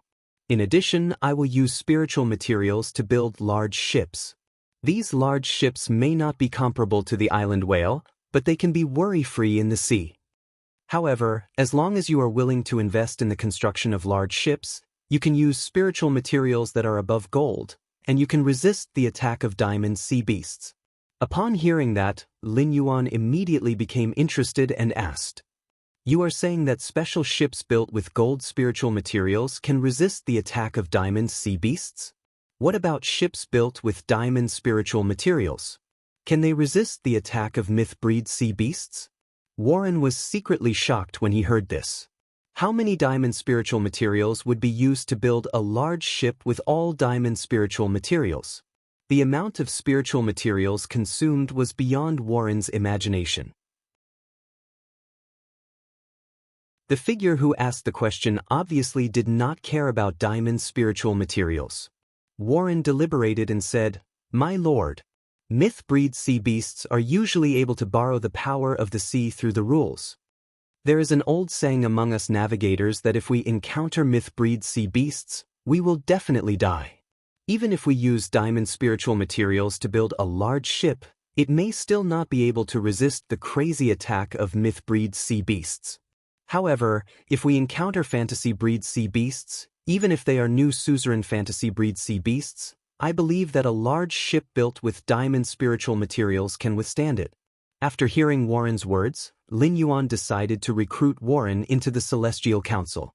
Sea beasts were rampant in the origin world, and it was much easier to use large ships to replace island whales for trade than nurturing floating island whales.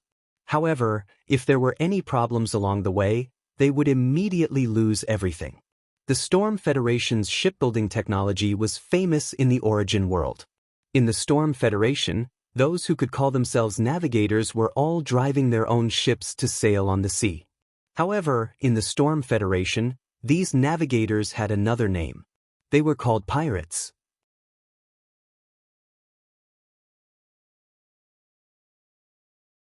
Chapter 1487.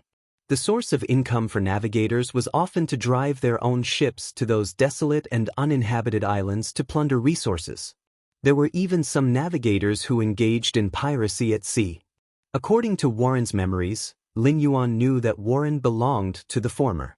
This must be the reason why Warren said that he had a certain reputation among the navigators. Warren had saved many navigators who were being robbed from pirates while they were sailing on the sea. In the origin world, it was extremely risky to rely on the Storm Federation's shipbuilding technology to run on the trade route. However, if the shipbuilding technology was used in the swamp world, it would be completely different. Lin Yuan's current territory in the swamp world was already extremely vast. He had very few manpower in the swamp world. The collection of resources in this territory could only rely on powerhouses like the slaughtering sky butterfly. However, if there were large ships in the swamp world, then once these ships set out, they would not be able to reach the swamp world. That way, they could search for large amounts of soil hidden in the swamp. With Bai Xian leading the fleet, none of the marsh crocodiles dared to attack. In addition, Lin Yuan learned from Sea Empress Yin Dai that most of the sea regions were guarded by sea empresses or sea kings.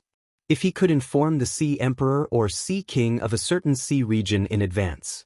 In that case, even without the island whale, they would not encounter any danger by just relying on a small boat to sail on the sea.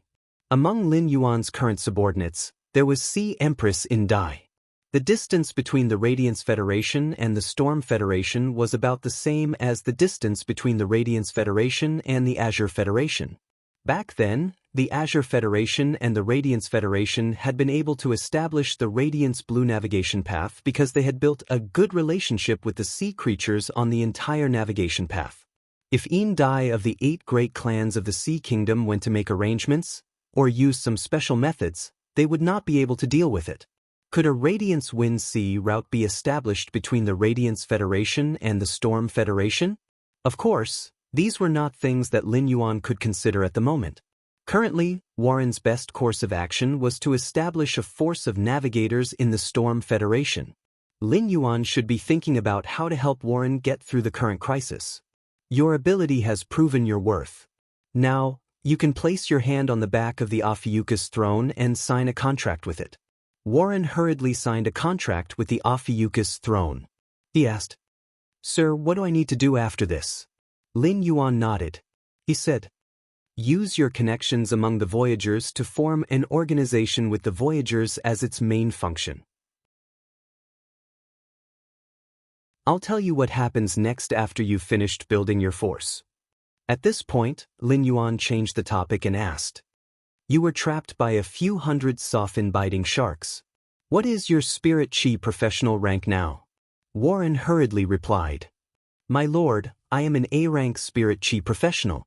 Lin Yuan asked curiously after hearing Warren's answer.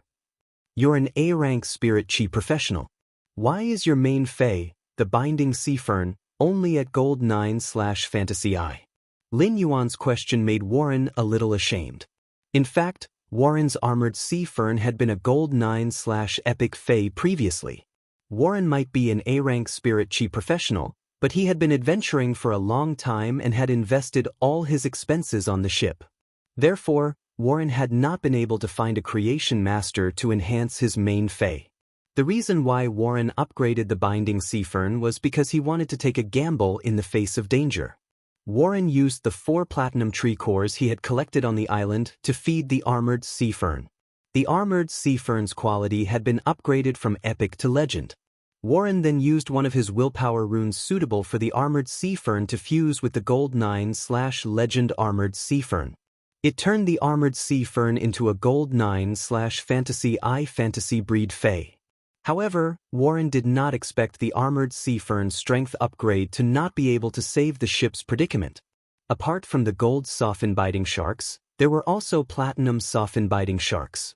In the sea, the gold/fantasy breed armored sea fern could easily crush a gold soften-biting shark.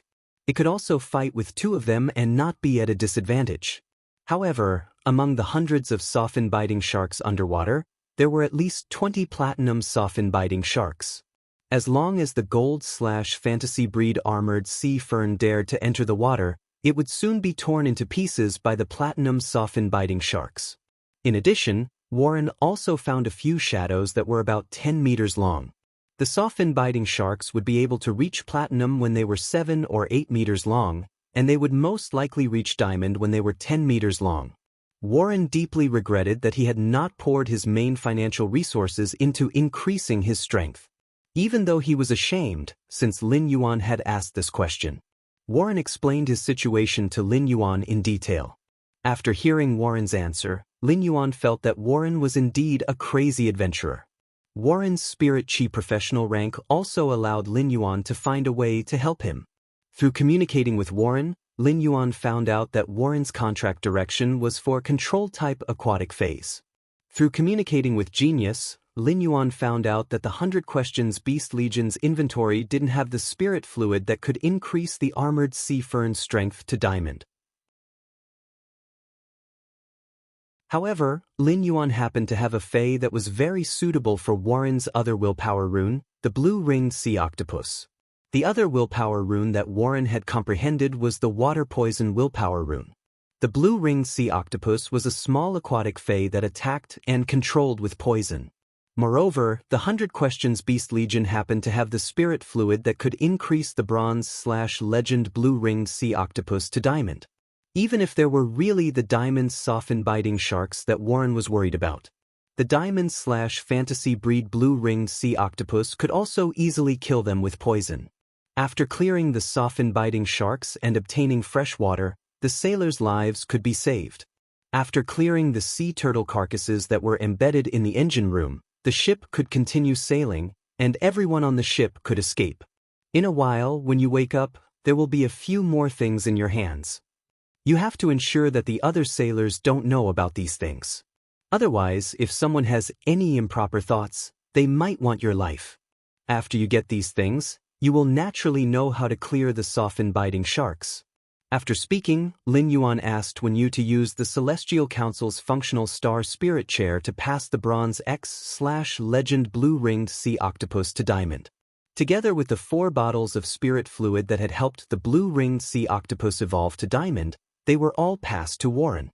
During this process, Lin Yuan consumed some fragmented and unorthodox water laws.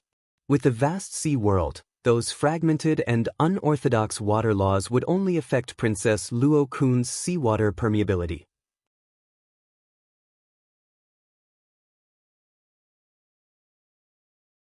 Chapter 1488. After consuming the fragmented water element laws, Princess Luo Kun dived into the deep blue ocean. They could already clearly see the scene of a giant whale with large wings wantonly cheering under the sea. After dealing with Warren's problem, more than 30 minutes had passed. The Celestial Body Council had come to an end. Warren chatted with Lin, Bei Su, and Tally for a while. After Lin, Bei Su, and Tally got to know Warren, the Celestial Body Council officially came to an end. Warren, who had fallen asleep on the ship's watchtower, opened his eyes the moment he left the Celestial Body Council. As soon as he opened his eyes, he saw a fiery red sun rising from the surface of the sea. The sun rose from the sea, and the sky was bright. The last trace of darkness was also completely dispelled by the light of the sun wheel. Warren had been a navigator for decades, and he could see the sun rising from the sea almost every day. However, for the first time, Warren realized that the sunrise from the sea could be so beautiful. Then, Warren came back to his senses and remembered that he had just joined an organization called the Celestial Body Council. Although Warren knew that it was not a dream, he was still afraid that it was just his imagination due to thirst. At this moment, Warren realized that there was a strangely shaped ring beside his hand. The ring was embedded with a blue crystal. The blue crystal was polished into the shape of an octopus, and it looked very cute. Warren was sure that he had never seen this ring before. Based on the workmanship of the ring, Warren was sure that it was definitely not left behind by another sailor. Warren thought of the figure surrounded by laws and willpower, and what he had said to him. "I have prepared something for you. After you get it, you will know what to do." Warren thought to himself, could it be that this ring is a piece of spatial equipment? Warren tried to touch the ring with his mind power, and soon discovered that there was a huge space inside the ring. The space was so big that it could directly store the Warren under his feet. As he continued to explore the space inside the ring, Warren found 4 bottles of spirit liquid and a basin in the corner of the space. There was a palm-sized octopus in the basin, stretching its tentacles. Moreover, the octopus was changing its body color from time to time. The bright blue spots on the octopus's body were enough to prove that this little octopus was extremely poisonous. Warren hurriedly summoned the basin and the 4 bottles of spiritual liquid from the space ring. He looked at the 4 bottles of spirit liquid and the octopus fey in the basin. Warren immediately understood what Lin Yuan meant. Immediately after, Warren checked the octopus fey and the 4 bottles of spirit fluid in the basin. Warren wasn't a creation master, so he couldn't find anything. However, as a navigator, Warren still had the foresight that he should have. Warren hadn't found anything when he had probed this octopus fey in the spatial ring just now. Now that he was closer to take a closer look, Warren immediately saw that this octopus fey was actually a bronze/legend existence. This discovery made Warren's body tremble violently. Warren did not know how to nurture a bronze/legend fey. However, Warren knew very well what a bronze/legend fey meant. At that moment, Warren didn't dare to imagine how noble the figure sitting on the golden seat in the Heavenly Body Council was. He could actually casually take out a bronze/legend fey and give it to him. It was just to help him escape this calamity. Moreover, this octopus fey relied on poison to attack, which was very compatible with the water poison willpower rune that he had comprehended. In other words, after he contracted this octopus fey, he could immediately fuse the willpower rune with it. Wasn't this the same as saying that he had contracted a bronze/fantasy breed fey? He had made a huge profit. As for the other 4 bottles of spirit fluid, even if Warren had foresight, he really couldn't see what they were. Even though Warren had foresight, he really couldn't see what they were. However, the crystal bottles that contained the 4 bottles of spirit fluid were marked with 4 numbers from 1 to 4. These 4 numbers let Warren know the order in which these 4 bottles of spirit fluid should be used. After understanding the order in which the spirit fluid should be used, Warren reached out his hand. He carefully signed a contract with the little octopus in the basin. This octopus might look very cute, but Warren was used to seeing marine fays. He could tell at a glance that this little octopus had extraordinary poison. Before the contract was completed, this octopus poison would also have an effect on Warren. The poisons of poison-type fays were never reasonable. There were plenty of contractors in the Storm Federation who contracted poison-type fays but were accidentally injured by poison-type fays and lost their lives before the contract. Once Warren contracted the blue-ringed sea octopus, he wouldn't be afraid of its poison anymore. After the contract, Warren could feel that the blue-ringed sea octopus in the basin was very attached to him. Warren was stunned for a moment. Warren, who had only contracted a marine plant fae, had never experienced the joy of spiritual communication with a fae. Warren used his palm to lift the blue-ringed sea octopus out of the basin. The blue-ringed sea octopus obediently used its tentacles to grab Warren's fingers and interact with him affectionately. After looking at the time, Warren realized that it was soon time for the sailors to wake up. Warren quickly summoned the water poison willpower rune in his spiritual spatial zone and welcomed the cute blue-ringed sea octopus in his hand. Soon enough, the blue-ringed sea octopus fused with the water poison willpower rune and became a bronze/fantasy breed fae. Warren looked at the bronze X/fantasy eye blue-ringed sea octopus and opened the 4 bottles of spirit fluid and fed them to the blue-ringed sea octopus. When the blue-ringed sea octopus drank the first bottle of spirit fluid, its body didn't grow bigger. However, the blue halo on its body became brighter. This meant that the blue-ringed sea octopus poison had been enhanced. But when Warren fed the second bottle of spirit fluid, a sudden change occurred. The palm-sized blue-ringed sea octopus suddenly turned into a giant creature that was about 15 meters tall. Its 8 tentacles were extended, and each of them was 25 meters long. Warren was flabbergasted as he thought that the fae that Lin Yuan had given him was so awesome. However, if Lin Yuan was here and saw this blue-ringed sea octopus that had just been promoted to gold, he would definitely sigh at Warren's luck. There were many legends about octopus faes. In prehistoric atavism, they could awaken the giant octopus bloodline. Octopus faes that awakened the giant octopus bloodline often had the possibility of attacking that indescribable bloodline. Gu Lang's great old-time squid had been a scarlet giant winged squid before awakening that indescribable bloodline. Now, Warren's blue-ringed sea octopus had unexpectedly awakened the prehistoric giant octopus bloodline. It already had the possibility of attacking that indescribable bloodline.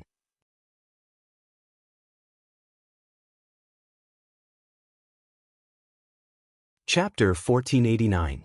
If it wasn't for the blue-ringed sea octopus still communicating with Warren intimately and putting its tentacles on Warren's body and tickling his waist, Warren might not be able to endure it and run to the cabin to hide. Warren might be a little apprehensive when he saw the massive blue-ringed sea octopus, but he was also very happy. The saw-toothed bite shark had a quick hunting instinct. Previously, Warren was afraid that even if the blue-ringed sea octopus reached diamond and used poison-type attacks, it would still be hard to kill the diamond saw-toothed bite shark within 3 seconds. This made the petite blue-ringed sea octopus very likely to be swallowed by the saw-toothed bite shark. Even if the blue-ringed sea octopus was lucky enough to not be bitten by the saw-toothed bite shark and only be swallowed into its stomach, it was still very likely to kill the blue-ringed sea octopus. Even if it did not kill the blue-ringed sea octopus, it was destined to be controlled. The belly of the diamond saw-toothed bite shark was not a comfortable place to rest. The saw-toothed bite shark had a large number of sea turtle faes in its diet. It could even digest a sea turtle's shell, which was enough to show how corrosive the saw-toothed bite shark's stomach was. Even if the strong acid did not corrode the blue-ringed sea octopus's body, the blue-ringed sea octopus could not rely on its poison to break out of the saw-toothed bite shark's body. However, Warren was no longer worried. Even if the massive blue-ringed sea octopus was bitten by the diamond saw-toothed bite shark, it would only injure its tentacles. Only the tentacles would be injured, and their lives would not be affected. But soon, Warren realized that he was wrong again. After the 3rd bottle of spirit fluid, the massive blue-ringed sea octopus expanded again. It grew from a 15-meter-tall mass to a 35-meter-tall mass. Its 8 tentacles could reach 80 meters in length. What surprised Warren even more was that the 8 tentacles were like the roots of a plant. Each of them had a dozen or so tiny tentacles growing out of them. Of course, this tiny referred to the blue-ringed sea octopus's 8 main tentacles. Even the shortest tentacles could reach 20 meters in length. It was not impossible for the longer ones to reach 30 meters. At this moment, the halo on the platinum blue ocean octopus was so bright that it hurt Warren's eyes. Warren swallowed his saliva as he fed the last bottle of spirit liquid in his hand. The blue-ringed sea octopus drank the last bottle of elixir. Immediately after, Warren felt his feet sink in, and the deck made a sour, sizzling sound. The body of the blue-ringed ocean octopus had completely blocked Warren's line of sight. The deck of the ship that was 150 meters long simply couldn't accommodate the blue-ringed giant octopus that had undergone another mutation. The blue-ringed giant octopus lay on the hull, half of its body already submerged in the sea. According to Warren's estimation, the giant octopus was at least 80 meters tall. Every main tentacle was nearly 300 meters long when stretched out.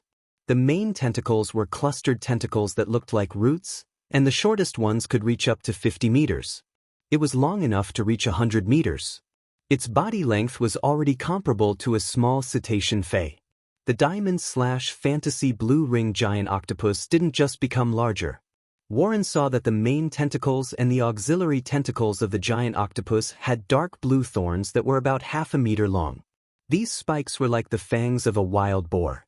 Warren found it hard to imagine that the blue ring giant octopus would swing these half-meter-long spikes at the enemy. What kind of enemy could withstand such a blow? If the tentacles went down, these spikes could blast a big hole in the enemy's body. Moreover, the color of these blue spikes was the same as the blue halo on the blue ring giant octopus's body. Clearly, these blue spikes were poisonous. The blue ring giant octopus, which had just advanced to Diamond X/Fantasy I, was either extremely hungry or had a very brutal nature. As soon as it entered the sea, it attacked the sawfin bite sharks in the sea. In addition, the sawfin bite sharks had the instinct to hunt quickly. The sawfin bite sharks that had followed the ship for a long time had a subconscious understanding. When the ship was besieged to a certain extent, there would always be food falling from the sky. This was a memory engraved in the genes of the sawfin bite sharks and the Storm Federation's ship for many years. But now, such a memory had harmed this group of sawfin bite sharks. Because it was not a thirsty sailor who went into the water, but a blue-ringed giant octopus whose bloodline was evolving in an indescribable direction. The blue halo on the blue-ringed giant octopus's body suddenly lit up, turning the seawater around it into a gorgeous peacock blue. The sawfin bite sharks that swarmed over were instantly paralyzed the moment they came into contact with the poison-soaked seawater. Then the blue-ringed giant octopus waved its tentacles and pierced these poisoned and paralyzed sawfin bite sharks one by one like skewers. After hunting the sawfin bite sharks like this for a while, the blue-ringed giant octopus felt bored. The blue-ringed giant octopus simply withdrew its poison and spread its tentacles, like a ball of net, facing the sawfin bite sharks. The blue-ringed giant octopus waved its main tentacles and subordinate tentacles, wantonly harvesting the lives of every sawfin bite shark.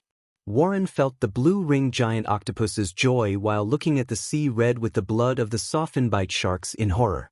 This massacre had almost annihilated hundreds of sawfin bite sharks. Under the triple suppression of the blue-ringed giant octopus's size, grade, and poison, the diamond sawfin bite sharks could not do anything. The sea breeze blew away the smell of blood on the surface of the sea. At that moment, the sailors, who had just felt the hull sinking and rising, all ran to the deck. They had personally witnessed the last battle of this massacre. The little monkey, who had always been quick-witted and was the most receptive to new things, was stunned for a full 2 minutes before asking Warren, "Big Brother Warren, are we going to be eaten by this giant octopus?" The giant octopus in front of them had always been lively and was the most receptive to new things. Although the giant octopus in front of them was completely submerged in the water, the little monkey was sure that this giant octopus had the ability to overturn this 150-meter-long giant ship. The little monkey, who had sensed death, turned around and wanted to run into the cabin. However, before it could run a few steps, Warren grabbed its collar. Warren did not expect the little monkey to think that this blue-ringed giant octopus was another monster that was preparing to attack the ship. Warren did not immediately explain to the little monkey that the blue-ringed giant octopus was a fey that he had accidentally obtained.